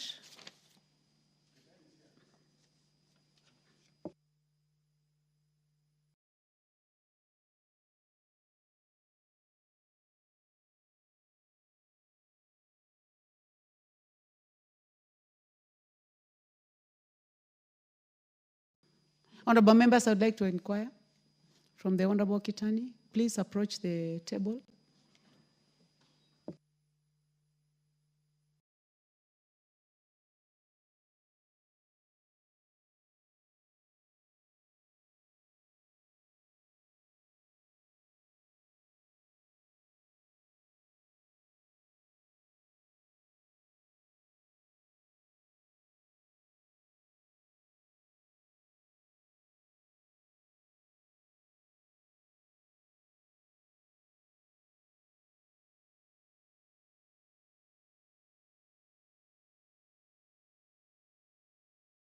Request the Honorable Sabina Chege, please approach the table.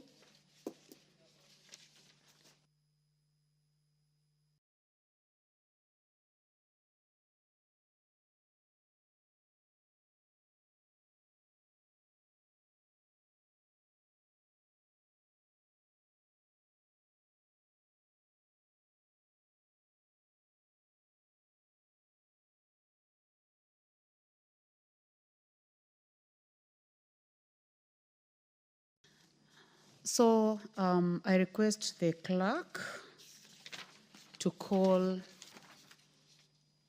order number 17.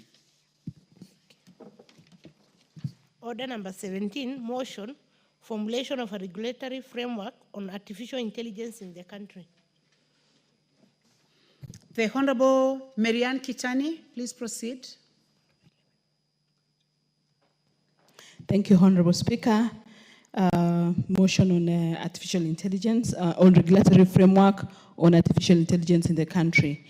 That aware that the world is rapidly embracing artificial intelligence, or AI, which is the use of a digital computer or computer-controlled robots to perform tasks commonly associated with the intelligent beings, and acknowledging that the 2022 Government Artificial Intelligence Readiness Index report ranked Kenya the 5th in Africa and 90th globally in readiness to adopt artificial intelligence.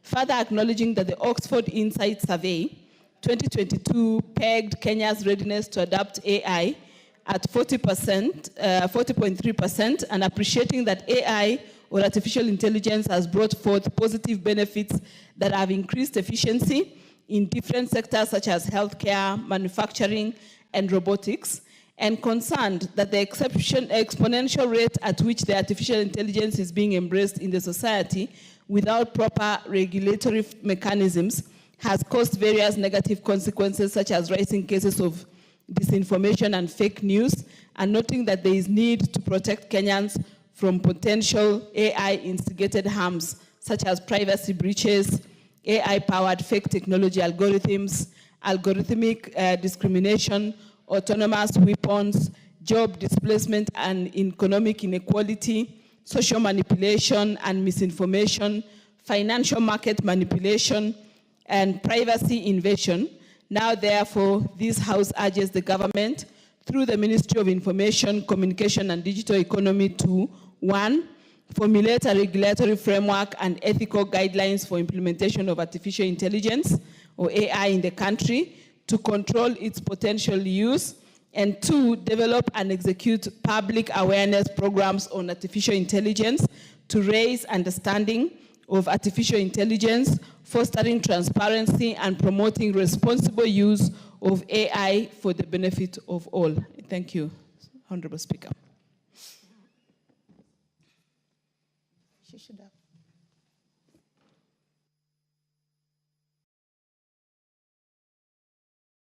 You need to move the motion. Do you have a seconder? Okay. I'll ask Honorable Maungo to second.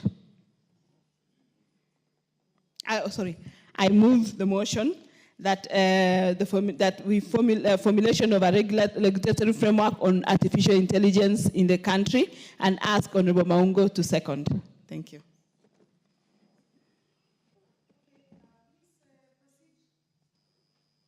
Proceed to second the motion.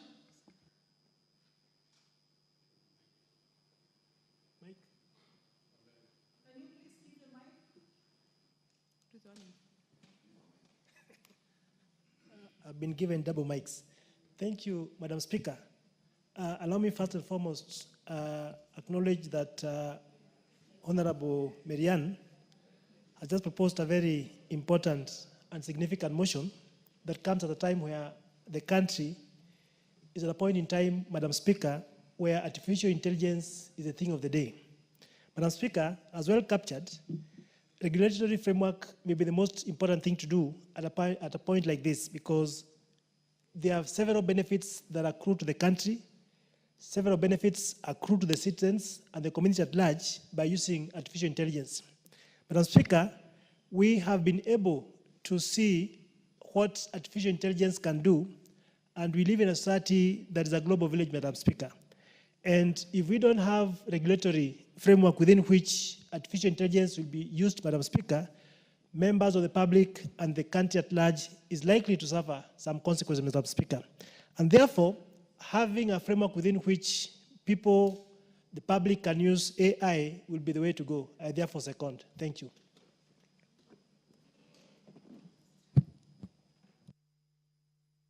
Thank you. Thank you very much, Member for Luanda. Honorable members, I now propose a question. That aware that the world is rapidly embracing artificial intelligence, which is the use of digital computer or computer-controlled robots to perform tasks commonly associated with intelligent beings. Acknowledging that in 2022, Government Artificial Intelligence Readiness Index report ranked Kenya 5th in Africa and 90th globally in readiness to adopt artificial intelligence. Further acknowledging that Oxford Insights Survey 2022 pegged Kenya's readiness to adopt AI at 40.3%, appreciating that AI has brought forth positive benefits that have increased efficiency in different sectors such as healthcare, manufacturing, and robotics, concerned that exponential rate at which artificial intelligence is being embraced in the society without proper regulation mechanisms has caused various negative consequences, such as rising cases of disinformation and fake news, noting that there is need to protect Kenyans from the potential AI-instigated harm, such as privacy breaches, AI-powered fake technology algorithms, algorithmic discrimination, autonomous weapons, job displacement and economic inequality, social manipulation and misinformation, financial market manipulation, and privacy invasion. Now, therefore, this House urges the government, through the Ministry of Information, Communication and Digital Economy, to 1. Formulate a regulation framework and ethical guidelines for implementation of artificial intelligence in the country to control its potential misuse. And 2, develop and execute a public awareness program of artificial intelligence to raise understanding of AI, foster transparency, and promote responsible use of AI for the benefit of all.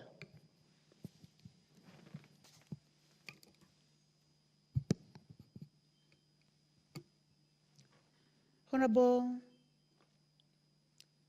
Gideon Ochanda. The Honorable Karemba, do you have a point of order? Anything out of order, Honorable Karemba? Not a point of order. You wanted to contribute? Yes. In that case, let me give the first opportunity to the Honorable Gideon Ochanda. Are you interested in this one, or it was the earlier one? Okay, you may proceed. Thanks, Madam Speaker. Madam Speaker, the world is moving very, very, very fast. And in the study of what we call political science, the animals that move so slowly is the governments. Governments are very slow. They can't move at the speed at which the world is going. And the one that's going that route because of it's being driven by individuals and minds that are towards making things easy or easier to be done, easier to be delivered, easier to be understood, and effortlessly making things work. Madam Speaker, if one were to look at this country in the last 20 years only, you looked at how we have moved from the issue of even the telephone alone, when we had these fixed cubes of telephone. In the last 20 years, if you had to do an international call, you had to book, you come to Ex-Telecom here in Nairobi, for you to be booked for a number of weeks before you are connected to US. And these things are not long ago. They are very recent. And we've seen them come and pass. And now, one of the greatest problems that states are to have is the issue of insecurity related to where technology is taking us to.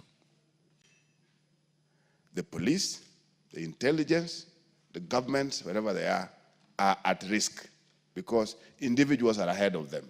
Citizens are ahead of them. And that's why there's this outcry, because you are trying to adjust, you are trying to adapt with a speed that you are not able to cope. That's why one day you hear about a person running a completely different parallel press. The government is not aware, the main press is not aware, and the following day it brings issues. So we are slow. Governments are slow. Governments, when it comes to what we call the inertia, they take too long to turn. And by the time they turn, they'll find when individuals are far, far much ahead of them. And that's where we are with technology. So, Madam Speaker, what I'm trying to say is that if our governments are not able, in fact, some of this needs to be clear-cut departments with smart people. Some of these guys that we are chasing outside there needs to be in government. These guys who are running away with the computers and are able to do certain things that are beyond us, that are surprising us, needs to be collected. They need to be somewhere where they need to be working for this government. Otherwise, when we leave them outside there, unregulated, because you can't say something is illegal if it is not in law. Yeah? If it is not in law, it is not illegal. So even if when one commits it, whether it is bad or wrong, there's nowhere you will take them to. And that's exactly where we are in this nation as at now. That we have individuals ahead of this government in terms of IQ, in terms of where they are, in terms of technology, they are ahead. And the best that the government is supposed to do is to collect this guy somewhere. And I think that's what many governments are doing. Collect all these smart brains, have them somewhere, because you know if you leave them, they're going to be ahead of you, and it's going to be a disaster. Number two, Madam Speaker, we are talking about unemployment. The issue of AI is the issue that is to deal with labor problems. Labor. So what is going to happen? I want to give a small example that I've been to a school, a big high school, where there are 8 streams of classes. And this school, compared to other schools, including mine, a school in my constituency that's employing 98 teachers, this school is only employing 18 teachers. And they are working in a manner that one teacher in a small corner of a computer room is able to handle 8 streams or 8 classes at a go. So look at that. If we went that route, what happens with these many teachers that we are training? That's where the contradiction comes in. What happens to these thousands of people that we are training? This government has done very well, particularly in terms of recruitment of teachers. We are above 70,000 people teachers that have been recruited. Those that have not been recruited are still in their thousands. Those that are in colleges are in their thousands. Universities alone are churning not less than 100,000 people or students each year. Funny, Madam Speaker, when I finished the university, my first degree, we were only 2,019 people in the whole country. And this is not long ago. Now we are churning out over 100,000 in 1 year. Where are they going to? So while we look at that in terms of the amount of labor that we are likely to churn out for work, Compare that with where we are moving towards the issue of AI, and many are not still looking at this, we are likely to be in crazy situations. That's where there's this thing that I was talking, that Ketan talked about, the issue of awareness. What is it that we need to put forward as governments, as people? Are we able to prepare our people that, no, let them look out? They are likely going to be out of jobs. There will be no jobs for them. Why? Because of AI. AI, why? Because we can't avoid it, is where the world is going to. So we'll be remaining with the bulk of our guys, the bulk of our labor, stranded here. And when they're stranded, that's again another problem. So the balancing. You know, our people resisted tea picking machines. I don't know how many are able to remember that. All of a sudden, those machines are picked up, and they are working. So what has happened to the people who are doing it, who are picking tea? They are no longer complaining, but it is beneficial to those that invest in the sector. You must reduce the cost. The cost of labor is one of those costs in production that is so high, particularly in most of the countries, and even including ours. The people who also go to work don't go with the attitude that they are working for purposes of making sure that everybody benefits. They go to work in the name of getting money. They don't care what they are doing. It's just a matter of the end month is there, they earn, and they go. So by the end of the day, if a potential employer or any other employer anywhere else realizes that they have alternatives to that labor, they'll definitely pick it. So as a country, as a people, we must be very, very careful moving forward. AI is a must. And if we don't do it, if we don't regulate it, it's going to run ahead of us. It's going to run ahead of the government. People are going to do it. And already they are experimenting. Some countries are delivering, I think, blood and all that with the robots in the country. So what happens if Lamu has robots, Busia has robots, and all of them are in the air, running helter-skelter everywhere else without any regulation, without any kind of commands? So I want to believe, Madam Speaker, this is apt.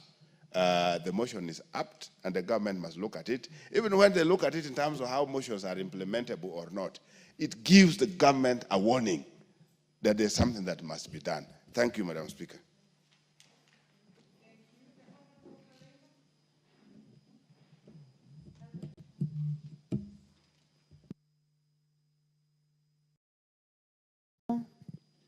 Muchangi. Please trace him and give him the mic. Thank you, Honorable Speaker. And Honorable Speaker, Karemba is also my name. Should always be very comfortable. Yeah, it is my name. It's my official. It's an official name. Yeah. Thank you very much. So, Honorable Speaker, I want to rise to support this motion by the Honorable Member for Aldai.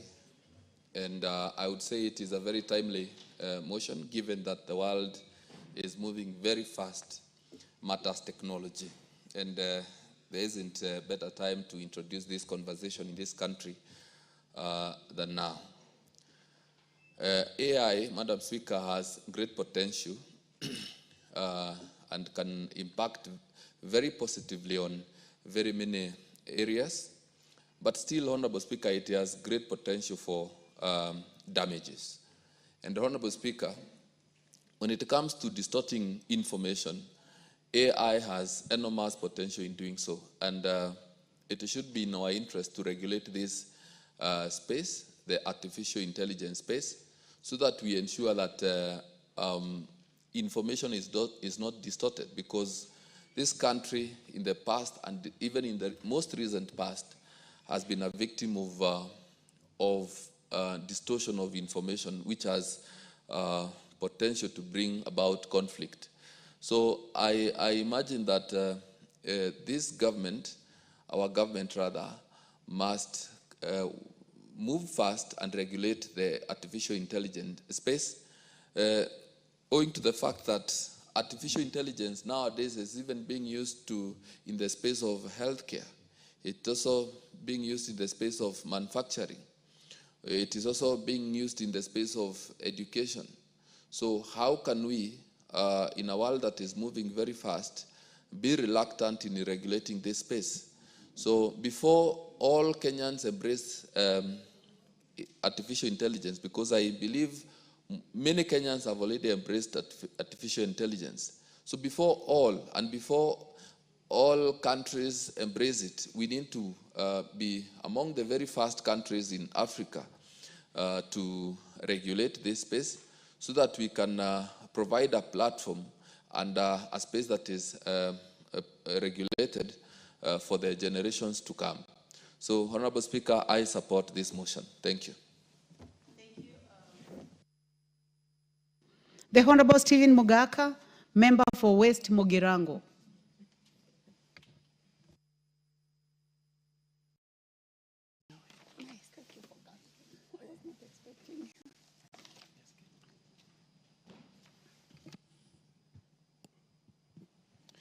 Thank you.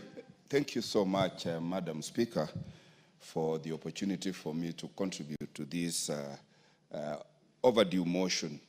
And I want to thank the Honorable Marian Kitani for this focus, forethought, and for waking up the country to the reality of life now and going forward. Madam Speaker, we all know that technology is the driver of everything at the moment.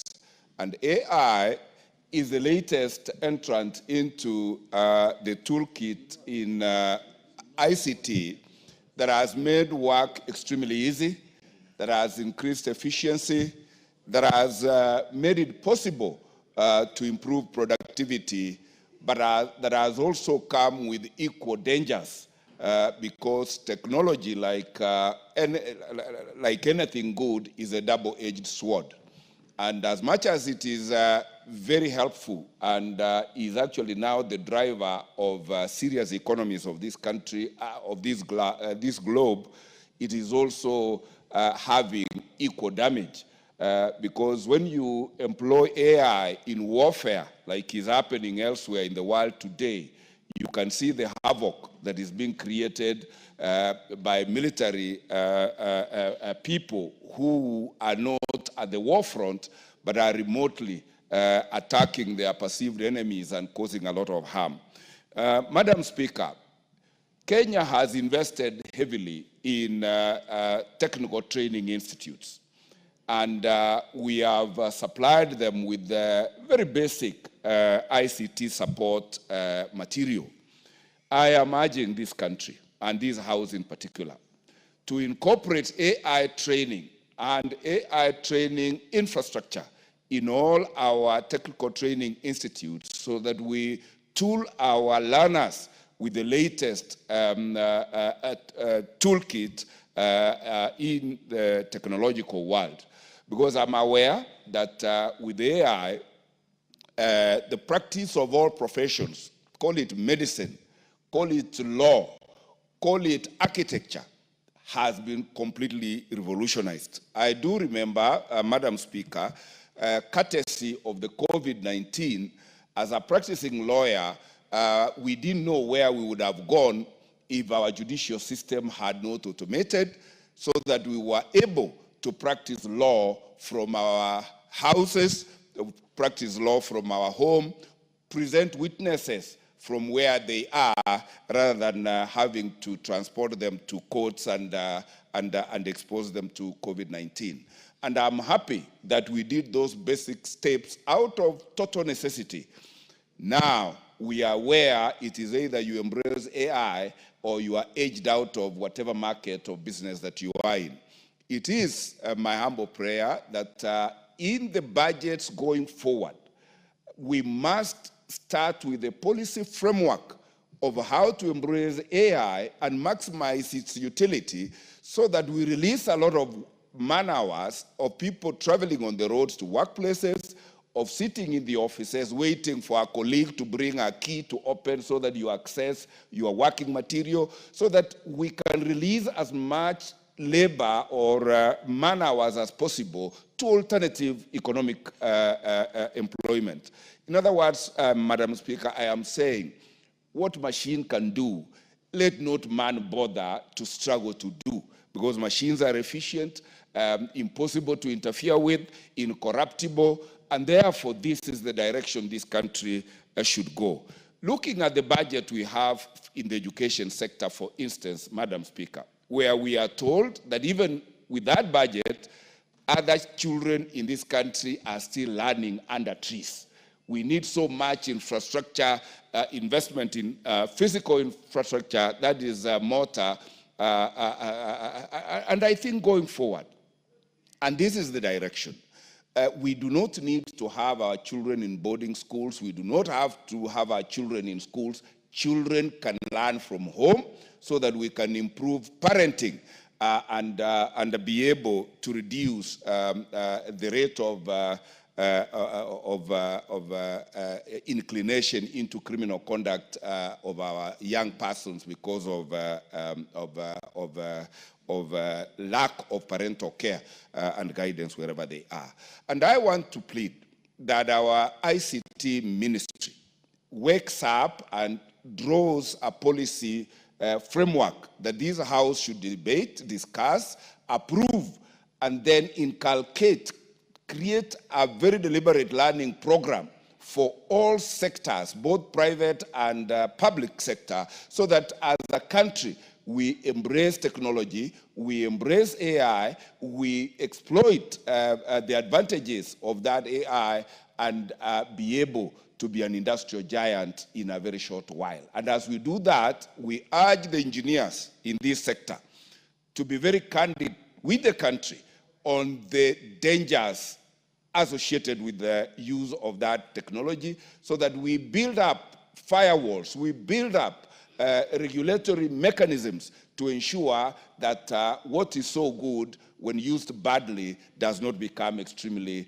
destructive. And with that, Madam Speaker, I support and thank the people of West Mogrango all the time for making me their member of parliament.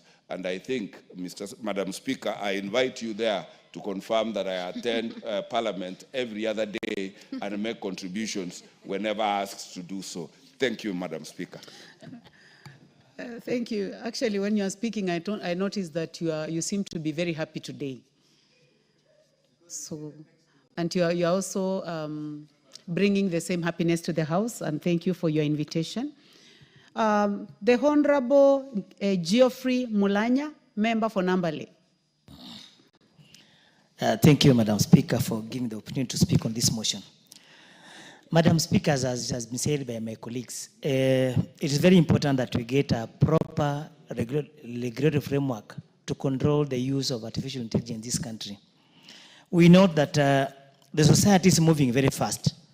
And Madam Speaker, you know that every time we have new children born in society, their minds are racing ahead of even the parents. And this is courtesy of the information technology that's being availed. When you buy a new phone, there are new technology that is being advanced daily. But now the government is not moving at the same pace in this particular space. You note that, Madam Speaker, currently as you speak, the AI is the one being used by most doctors right now in prescribing medicine, which is dangerous. AI is being used in education for teachers who are preparing learning lessons to teach in schools. AI is being even used in the legal fraternity.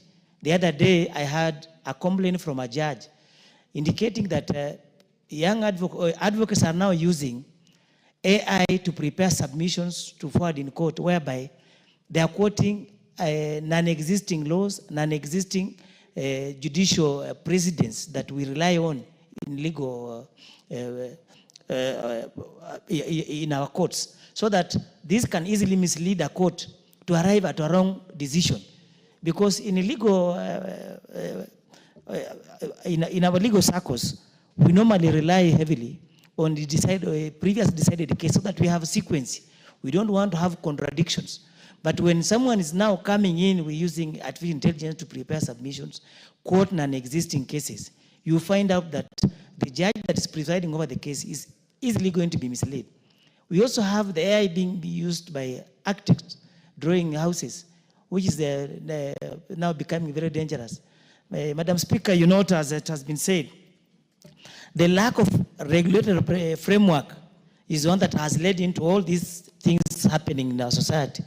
It's therefore very important that we formulate regulation, regulatory framework, and ethical guidelines for implementation of the artificial intelligence in the country to control the potential misuse.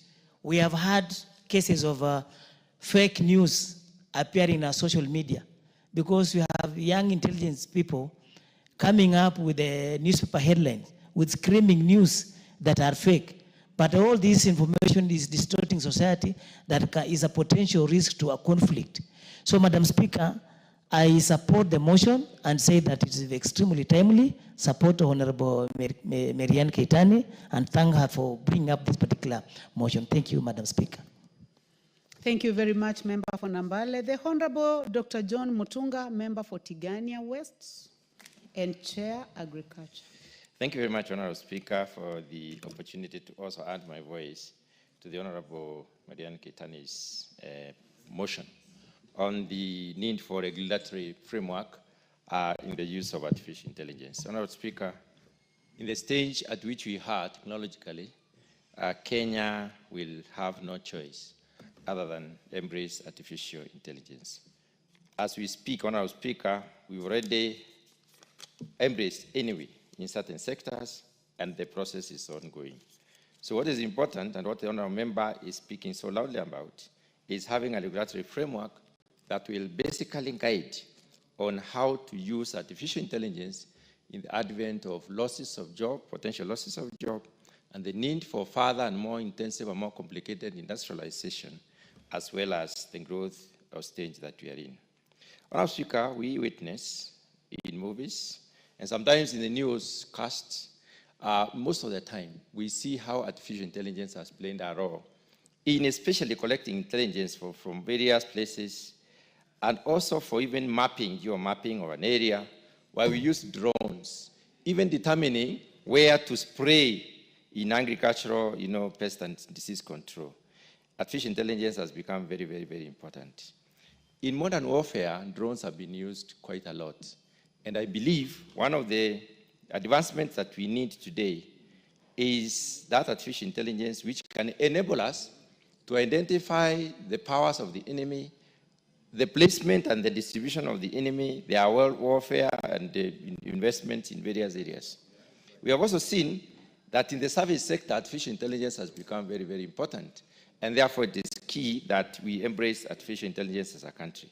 Honorable Speaker, last 2 months, I think it was in April, I happened to participate in a convention on coffee marketing in Houston, in America. And we were amazed by the level at which certain countries have reached in terms of service of the coffee itself, where a robot takes an order from a human being, prepares the coffee, serves the coffee in specific amounts, and basically ensures that payment is done, and makes sure that the combinations are correct. So there is need for us to focus on how do we then embrace artificial intelligence, even as the knowledge permeates across the board. So it's a must that the country must embrace, but embraces in a systematic manner and in a manner that we are able to contain the user. Our Speaker, regulation is important. We need to discern which areas should we actually allow or control, what measures of control should we take when it comes to use of artificial intelligence. It is important for us to also focus on the areas that probably are dangerous to human beings so that we may promote artificial intelligence, especially when it comes to manufacturing. We know for sure that most of the manufacturing sector has embraced artificial intelligence, especially in other countries. And in this country also, we have investments in this particular area. So as we look at how do we invest in this area, what levels of control should we exercise, and how do we manage this? We need a policy. And this policy direction will help us as a country to manage this particular process. Kenya is noted as one of the countries in Africa that has advanced in this. In terms of ICT, Honorable Speaker, we are an advanced country. We are doing a lot. And investment in ICT is a purposed decision of the current government. There is a whole ministry that is looking at the possibilities within the digital divide, how we can exploit the opportunities therein, even to employ our children. Honorable Speaker, when we are looking at these possibilities, let us discern which section, which part of the investment structure should we use artificial intelligence. And as Honourable Speaker, we are talking about digitization every year. Every time, every sector is getting through digitization. Even as we look at digitization, we may also know that it is not possible for us to control the learners. Research has to go on in various areas of ICT. We have to have our learners trying out options and possibilities. We know in the process of trying out options and possibilities, innovations in this country have been born, and they are born fruits, and they have really created a lot of employment, especially the M-Pesa, for instance, innovation. There are very many other innovations that have come by. There may be innovations that will also replace the possible job losses. So we need to allow research to continue, but in containment, to the extent that we need to be able to know which area is being focused on and what are the possible findings that we are looking at. Honourable Speaker, there's a lot of disinformation, especially in this country, and this disinformation is a lot more propagated through the media and through the social media. Social media has embraced sufficient use of ICT. And that being the case, how can we also use artificial intelligence to enhance verification of the information that goes out? Honourable Speaker, as we move on, and even as we look at the court process where the burden of proof must be, must go on through to whatever extent, we are looking at a future where possibilities, there are possibilities that people will say, using drones, we are able to collect this information.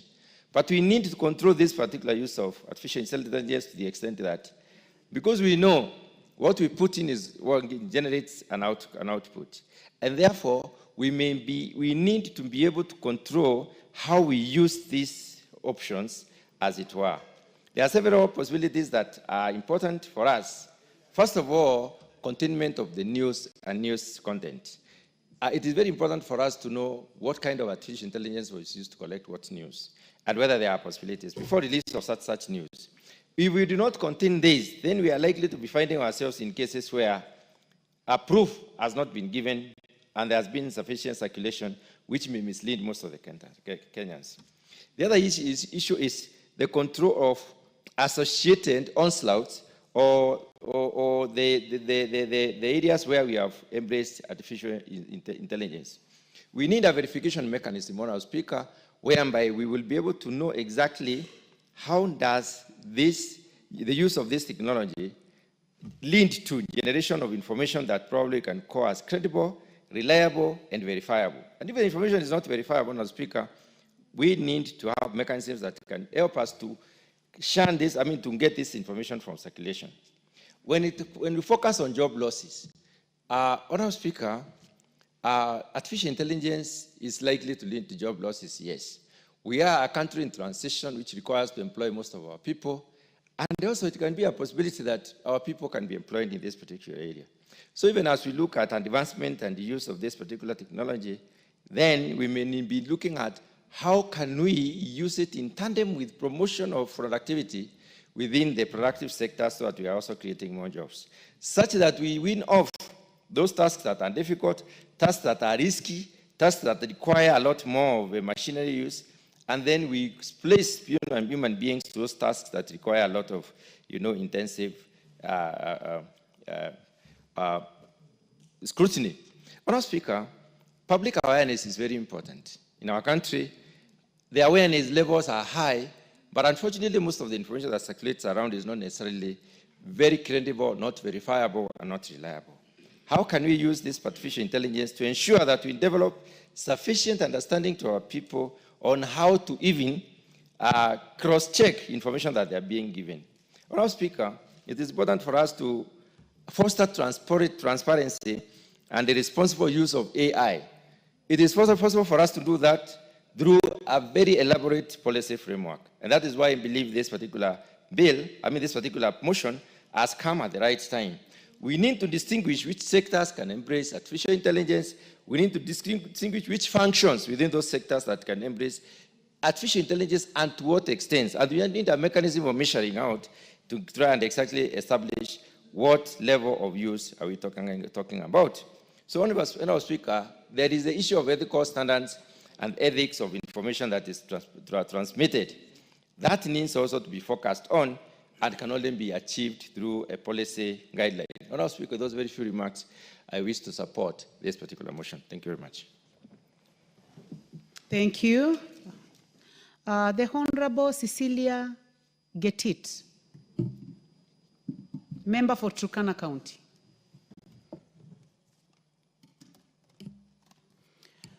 Thank you, Madam Speaker, for giving me this opportunity to contribute to this good motion by my colleague, Honorable Keitany.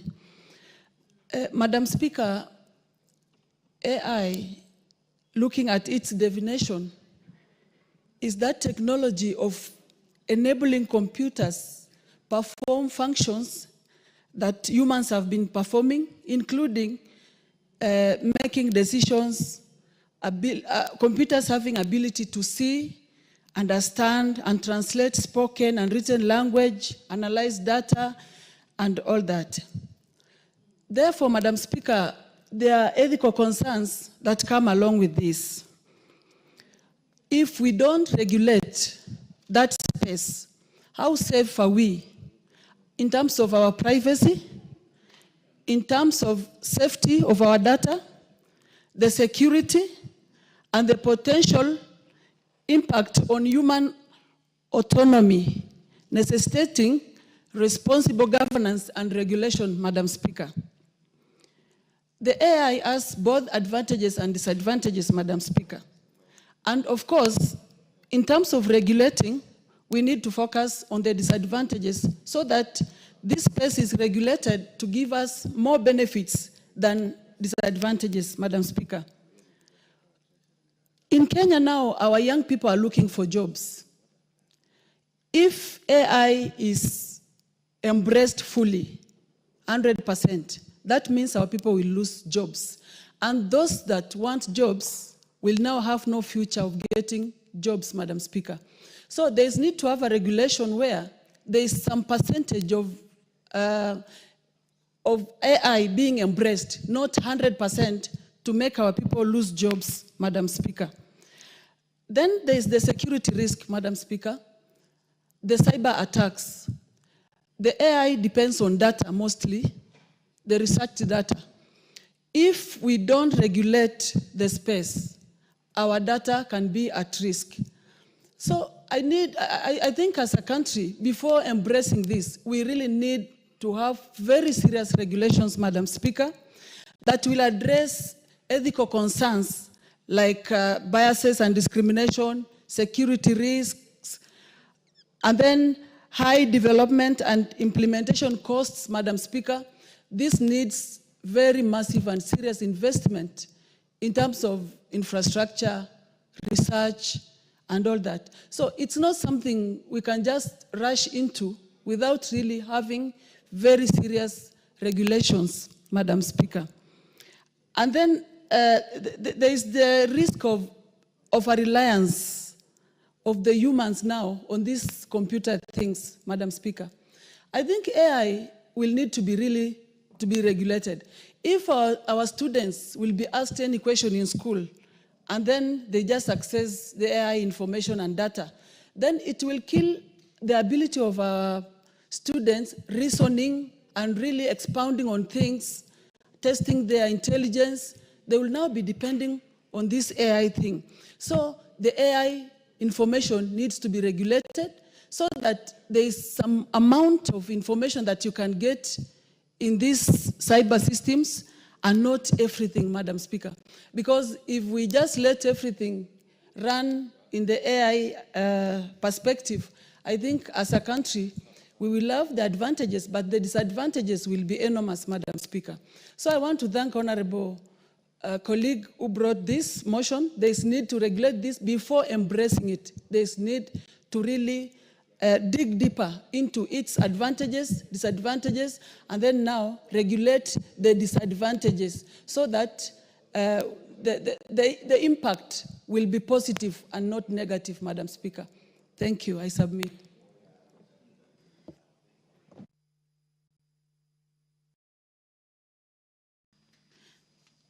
The Honorable Joseph Dena, nominated member. Please trace the Honorable Dena from my right.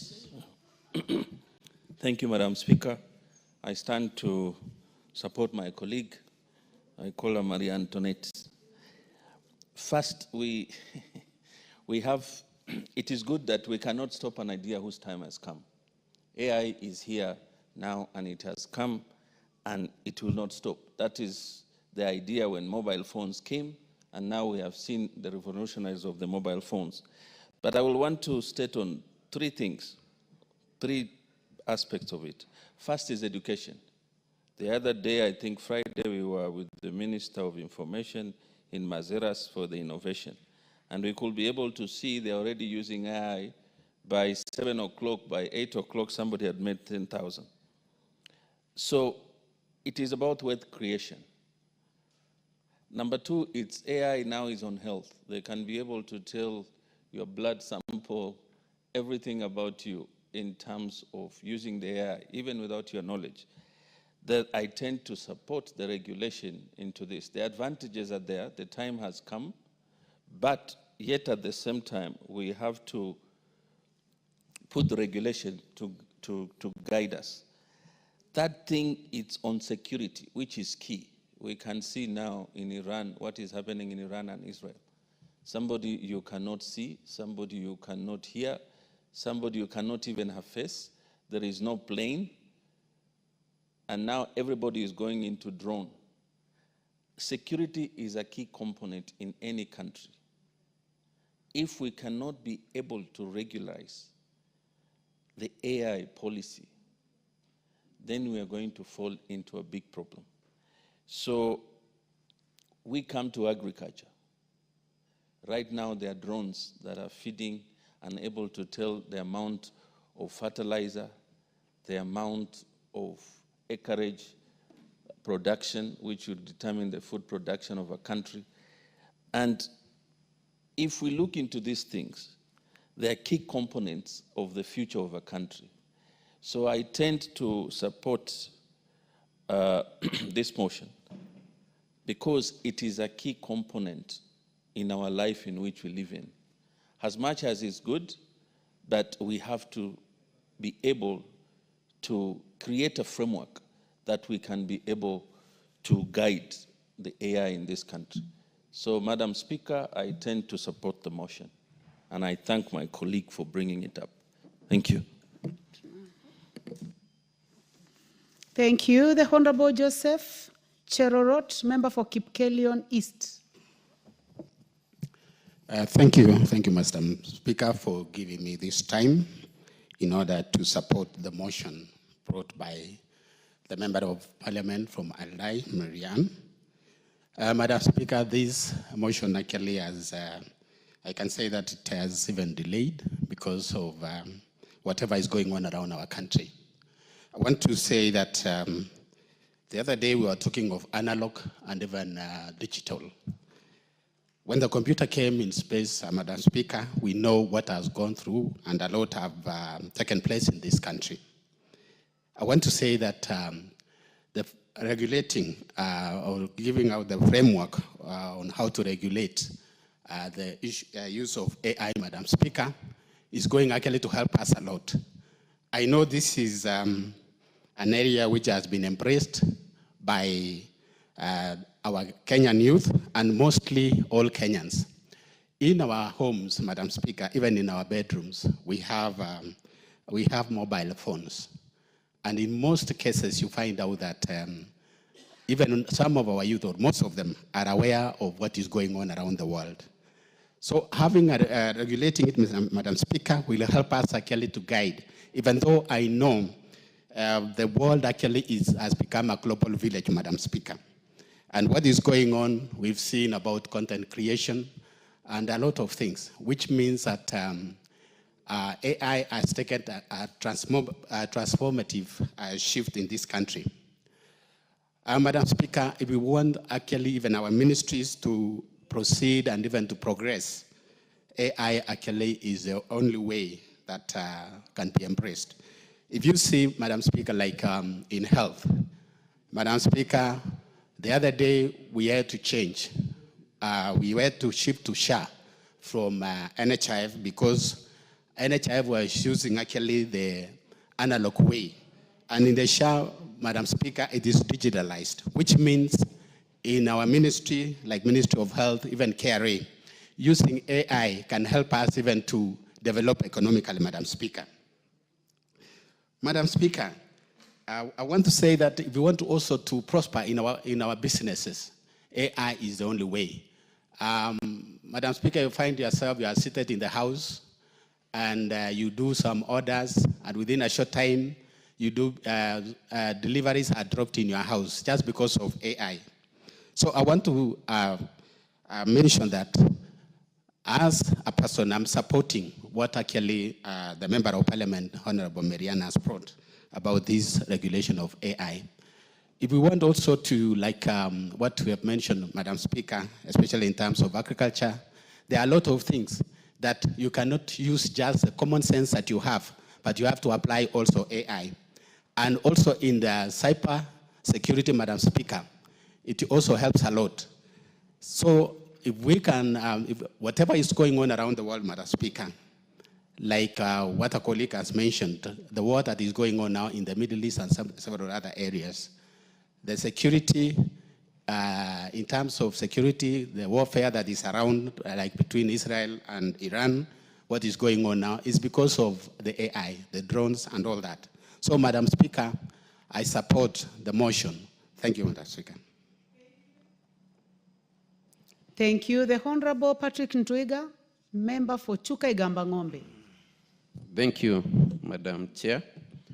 Madam Chair, from the onset, I stand to support this Ebola business. And I would wish to say the following one. Madam Speaker, when we discuss AI, we are not discussing Kenya as excluded from the rest of the world.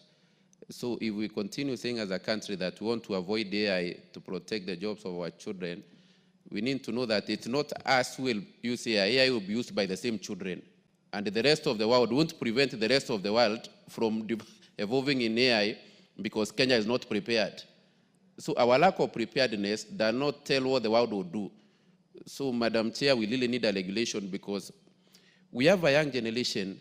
I like what one of our colleagues from the Ugandan parliament said, that being born in Kenya, it's like being in Form 6 in Uganda.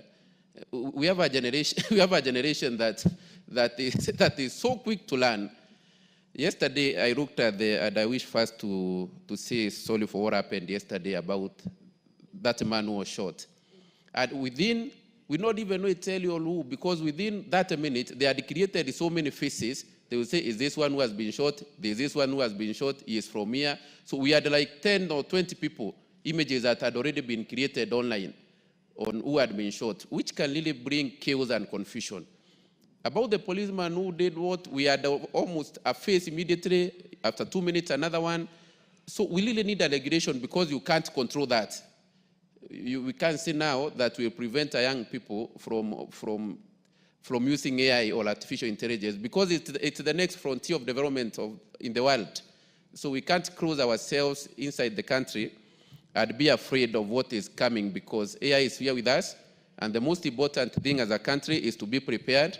And the best preparedness for this house, as a house that makes laws, is to have a law that will guide artificial intelligence and its use in the country. Thank you, Madam Speaker. I support. Thank you very much. The Honorable Kainan, member for Thank you, Madam Speaker. Elders. Today, I don't know why I left my card. Yeah, it's unusual. I hardly forget. And you know that because of the length of time you have been in this house, we have to indulge you. So Please proceed. It's a very, very rare thing. Thank you, Madam Speaker. Madam Speaker, this motion is timely. I want to thank the Honorable Mariane Keitany. You know, she's a distinguished member of this house. People know her as a first-timer. I don't know whether you'll... Yes, I'm saying people know her Bent over because of your height, I think. People know her as a first-timer, but she's an all-round, efficient, highly mobilized, former chief of staff. And I'm sure the people of Aldai will not regret in having her as a member of parliament. But that does not mean I have in any way trying to influence how the people of Aldai are likely to think of her and behave. Having said this motion is timely, and it's one of the things that we must think out of the box as a country. Madam Speaker, Kenya is a very responsible member of the global village. Let me call the global village. And equally, Kenya is a very resourceful, committed member of the African continent. And Madam Speaker, Kenya is a country of very diverse population. One of the things that we must pride in, recently we were voted as the best in human resource capital by the UN.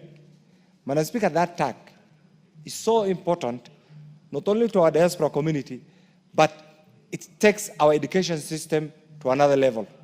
Madam Speaker, this is why, notwithstanding the different provisions in the current progressive constitution, we must also think out of the box. How do we think out of the box?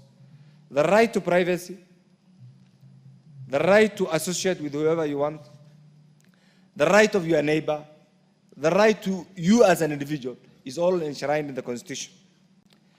Madam Speaker, John McCarthy, who is considered as the father of AI, participated in something called the Dartmouth workshop in 1956. You can imagine where the world was at that particular time. And what he thought of in that particular conference is what is now making everybody sleepless. Madam Speaker, as a country,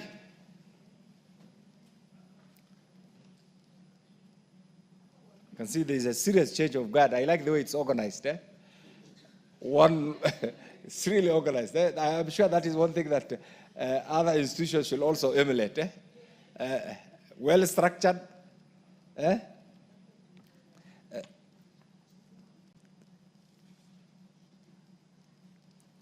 Madam Speaker, those who invented the use of computers were not competing with Almighty. Almighty God has created the human beings, the animal beings, and the angels. In my religion, the human being has been given two distinctive abilities.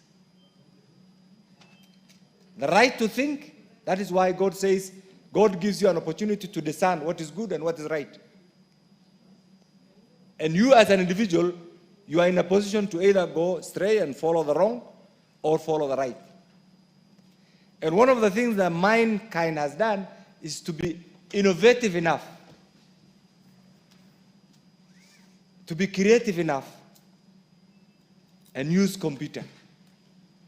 Madam Speaker, what this bill, and I get this, what this motion attempts to do is to, first of all, to acknowledge that we are in the era of AI. This is the first thing. The second thing that this motion attempts to acknowledge is that there is need to have a friendly, institutional-driven framework that will allow the user of the AI not to infringe on the rights of others. And this is why all of us are believers in our Constitution. We accept that we have a Constitution. And that is our supreme law in the Republic of Kenya. Within that Constitution, people are allowed the right to belong to the religion of your choice, the right to associate with whoever you want, as long as you don't infringe the rights of the other person. So what this motion is trying to do is, first of all, to create public awareness. Are Kenyans aware of the AI presence in their midst? Are Kenyans aware of the use, both the advantages and the disadvantages of AI? Mr. Speaker, in the current modern day Kenya, Mr. Speaker, the use of AI has greatly, the unregulated use, let me say this, of AI has greatly caused public disturbances, Mr. Speaker, serious security challenges, and Mr. Speaker, to some extent,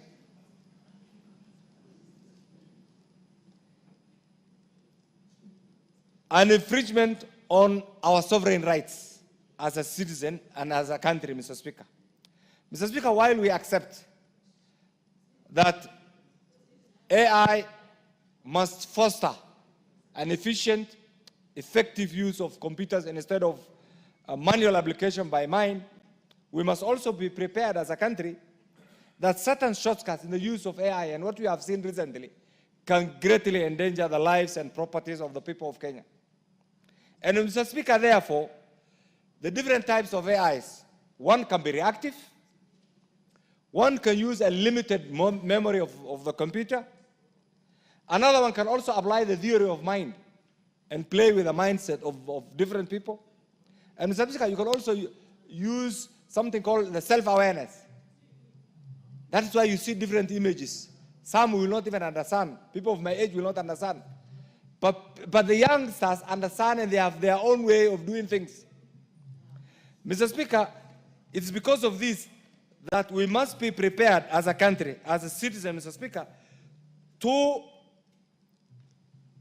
use AI efficiently, reduce operational costs, use it to interpret data, but we must also be prepared that this use, first of all, is going to cause serious loss of jobs. It's also going to contribute to the violation of individual rights, privacy. And you have seen it all being applied. Look at the headlines. Just open your social media accounts and you see the kind of thing that goes on. To the extent that some of the media, the youngsters, also use their social media accounts actually to manipulate certain realities, to suit certain circumstances, which may not be in the national interest, which may not be even in their long-term interest, Mr. Speaker. There is also an abuse of algorithm in the application of this. You can see certain shortcuts are taken, Mr. Speaker. It's also very difficult because you can see countries that have plunged in civil war, Mr. Speaker, or some of the events, global events that are happening right now. If you follow the social media accounts, like the world is coming to an end. We are almost on the verge of a third world war. That Kenya is beginning to end. And there is going to be a civil war, and we don't have the institutions. So what this motion, and I hope my good friend Mary will take this to the next level and have, I know you'll be criticized, but those will be positive criticisms. You will be remembered later on. That's why I said we must think out of the box. Please translate this, take this to the next level, have it as a bill that allow the public to participate, and ultimately we'll come up with a bill that meets the test of time, a bill that meets the sovereign interest of the people of Kenya, a bill that will protect the rights of any individual, and a bill that will ultimately contribute to the development of this great republic. Mr. Speaker, I stand to support this, very progressive. Please don't get tired. Go on, bring the bill as soon as possible. I support.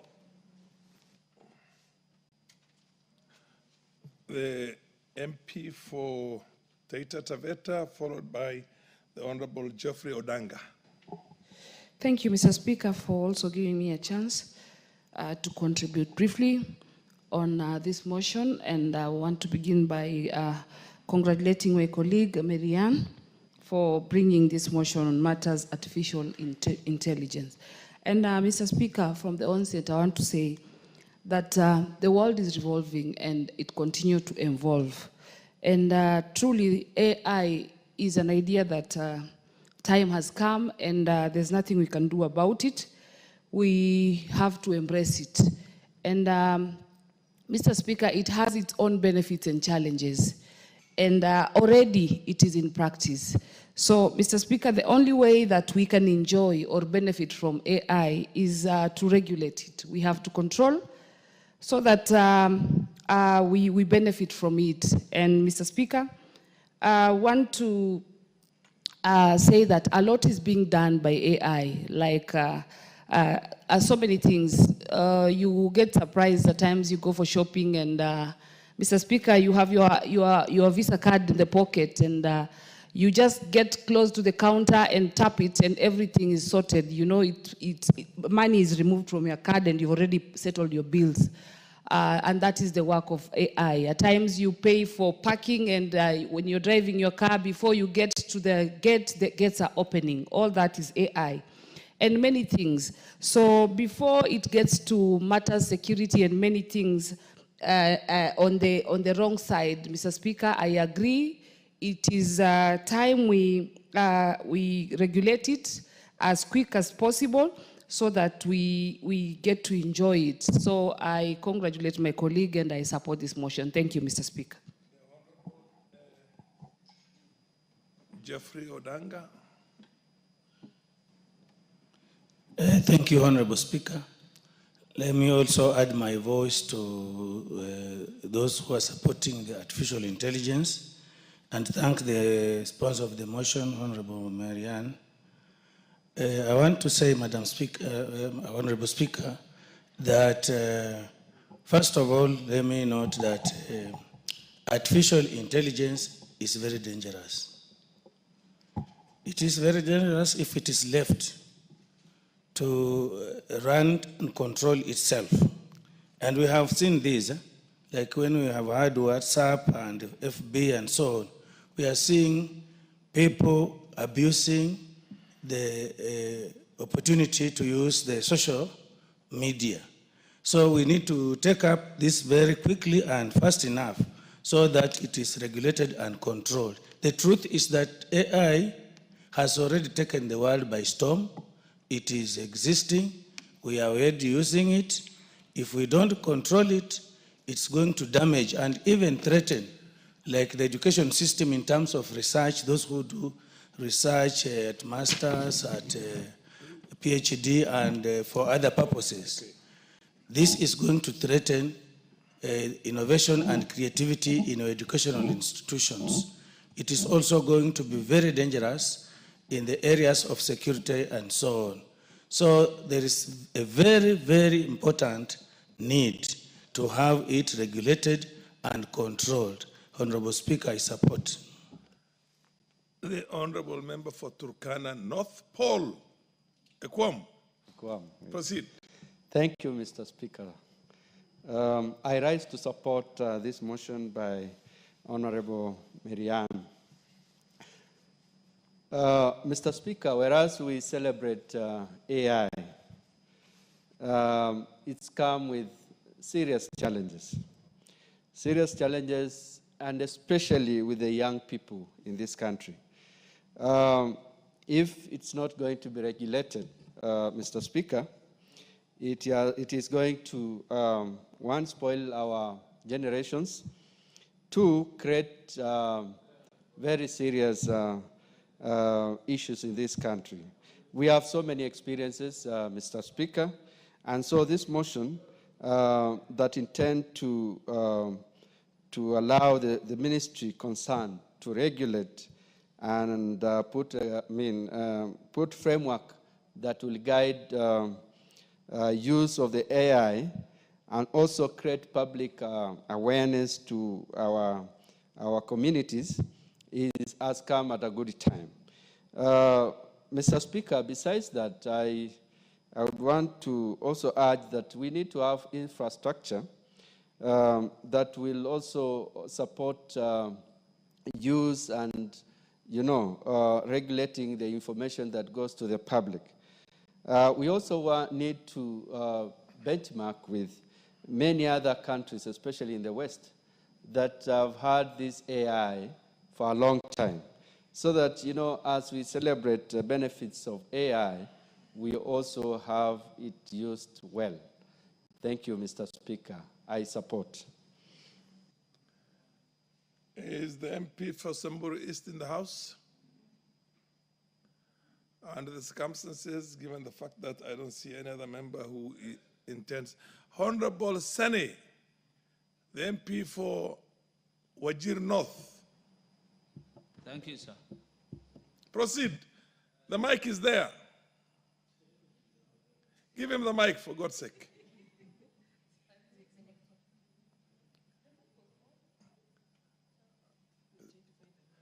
Sene, what did you do to the mic? It was on until you started. You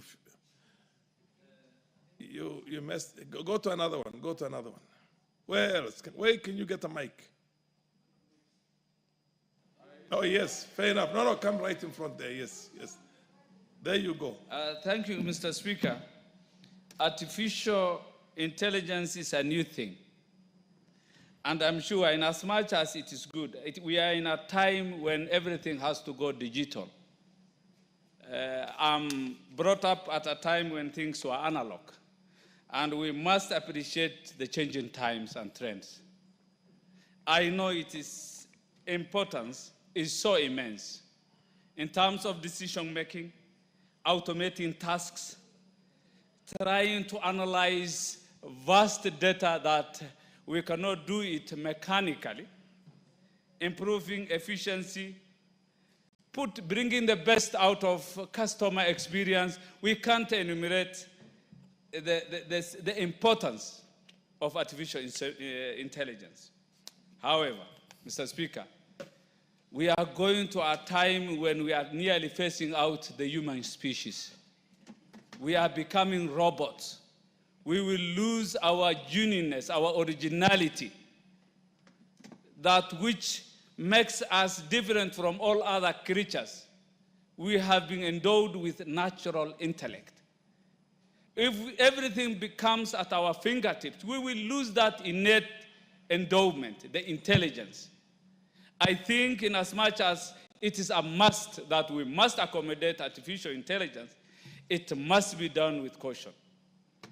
Actually, we are at a time even the National Examination Council is facing serious challenges in terms of juniorness. A's and B's that used to be rare during our times have become a common grade, yet they can't showcase, they can't justify their grades. That is sufficient to say that we are trying to copy-paste. You ask the artificial intelligence, any gadget, how is this? You pose questions, and it gives you all the raft of answers, and we copy-paste. That is the kind of generation we are looking forward to. If it is good, I think it's good for the military, at most. Like what's happening between Israel and Iran. But for a normal life, in as much as I am reluctantly accepting this. Yes, it is good, but we will diminish as human beings. We will be, it's like another GMO of a human being, not a natural thing. So I reluctantly accept, let us accommodate it, but with a lot of caution. I support. Thank you. There being no more member willing to weigh on this, I'll call upon the mover to reply. Madam Mary Ann Keitani. Thank you, Honorable Speaker. Honorable Speaker, first I want to thank all my colleagues who have contributed to this particular motion on a regulatory framework to regulate the artificial intelligence sector of our industry. Honorable Speaker, I think as I mentioned when I was moving the motion, Kenya in 2022 was ranked the 5th in Africa and 90th globally in readiness to adopt artificial intelligence. That is in 2022. In 2025, I believe we have moved far notch higher in both in Africa and in the world. And without regulation and without a framework within which we can now work on to ensure that any artificial intelligence use and readiness is adopted in a regulated framework, then it becomes dangerous for us, especially in the age and era where we are dealing with fake news, in the age and era where we are dealing with economic inequalities and displacements and misinformation that has become a norm of the day. In, again, the same 2022, the Oxford Insights survey pegged Kenya's readiness for AI at 40.3%. I think if today the index is done, we could actually far be above 60% in terms of readiness. And therefore, this regulation couldn't come at a better time. It couldn't be thought through at a better time so that Kenyans and the world at large can be able to appreciate and be able to take advantage of artificial intelligence. I remember, Honorable Speaker, when computers first came into the world and when they finally came into being used around 1956 to about 1980. Many people used to see many big machines called mainframes, but today the computer is as tiny as it's a very tiny thing, and we cannot survive today without computers. Artificial intelligence is quickly and very fast taking shape and taking root in a lot of the activities we do. We travel a lot, and I think a quick example of one of the places artificial intelligence is properly used is, for example, at airports. When you are moving from one terminal to the other, you have a train that is driverless, moving you from one terminal to the other. That is artificial intelligence at play. And we are trusting that train to be able to take you to the other terminal without thinking that, oh, there is no driver inside this train. And so many other technologies. Medicine, today you don't have to go or travel long distances to get very good medical attention. Within the comfort of your home, your country, you can be able to get access to the best doctors, the best medication through artificial intelligence. I can't mention all sectors because every sector of our economy and every sector of our lives is actually now being taken over by artificial intelligence. And we need to appreciate that as a country, as Kenya, we cannot be left behind. We cannot close ourselves out of artificial intelligence. We must be with it, and we must be with the society, and we must move on. And for us to do that, so that it is not misused, I think the formulation of this framework or regulation is very important in this sector. So, Honorable Speaker, I beg to reply. Thank you. Fair enough. Question will be put at an appropriate time in the future. For now, I'm calling for the next order. Order number 18. Order number 18, motion, formulation of a land use policy on zoning of land for agriculture and built development. The Honorable Tim Wanyonyi, is he in the House to move this motion? No? Okay, I defer this motion to another date when Honorable Tim Wanyonyi is going to be around to move his motion. Next order. Order number 19, formulation of a reward scheme for accomplishments by sports persons in international competitions. Where is the Honorable Charles Ngusia to move this motion, private member's motion? He's not in the House? Fair enough. I direct that this motion be put on the order paper on an appropriate Wednesday when the Honorable Ngusia can move this private member's motion. Next order. Order number 20, motion, allocation of help funds to support students enrolled at the Kenya Medical Training College. The Honorable Shuria was around this morning. He's not in the House now? I'm sure he assumed that these other motions were going to take the time up to 1 o'clock. Under the circumstances, there being nobody to move, Shuria is not moving and he has not delegated that authority to somebody else to move on his behalf. I direct that this motion be put on the order paper at an appropriate date in the future. Next order. Order number 21, the Parliamentary Powers and Privileges Amendment Bill, Senate Bill number 37 of 2023, second reading. The co-sponsor, Honorable Wamboka. The Honorable Wamboka. Fair enough. Honorable Wamboka is not in the House to move this bill. Under the circumstances, I direct that this be put on the order paper at an appropriate date in the future. Next order. Order number 22, the Breastfeeding Mothers Bill, National Assembly Bill number 8 of 2024, second reading. The Honorable Sabina Chege to move this second reading of this motion, of this bill. Honorable Chege Sabina, MP for Muranga, is it? No, nominated member of parliament. She is not in the House. I direct that this be put on the order, this bill to be put on the order paper at an appropriate date in the future. Next order. Order number 23, the County Government's Amendment Bill, Senate Bill number 25 of 2023, second reading. The Honorable Timothy Toroitich. Honorable Timothy Toroitich is not in the House to move this bill as a co-sponsor of the bill itself.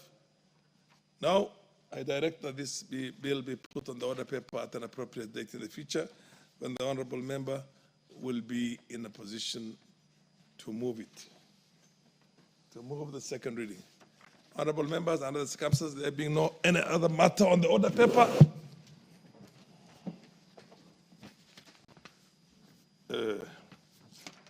honorable members, the time being 12:30, 12:31 actually to be precise, p.m., this House stands adjourned until today, Wednesday, the 18th of June, 2025 at 2:30 p.m.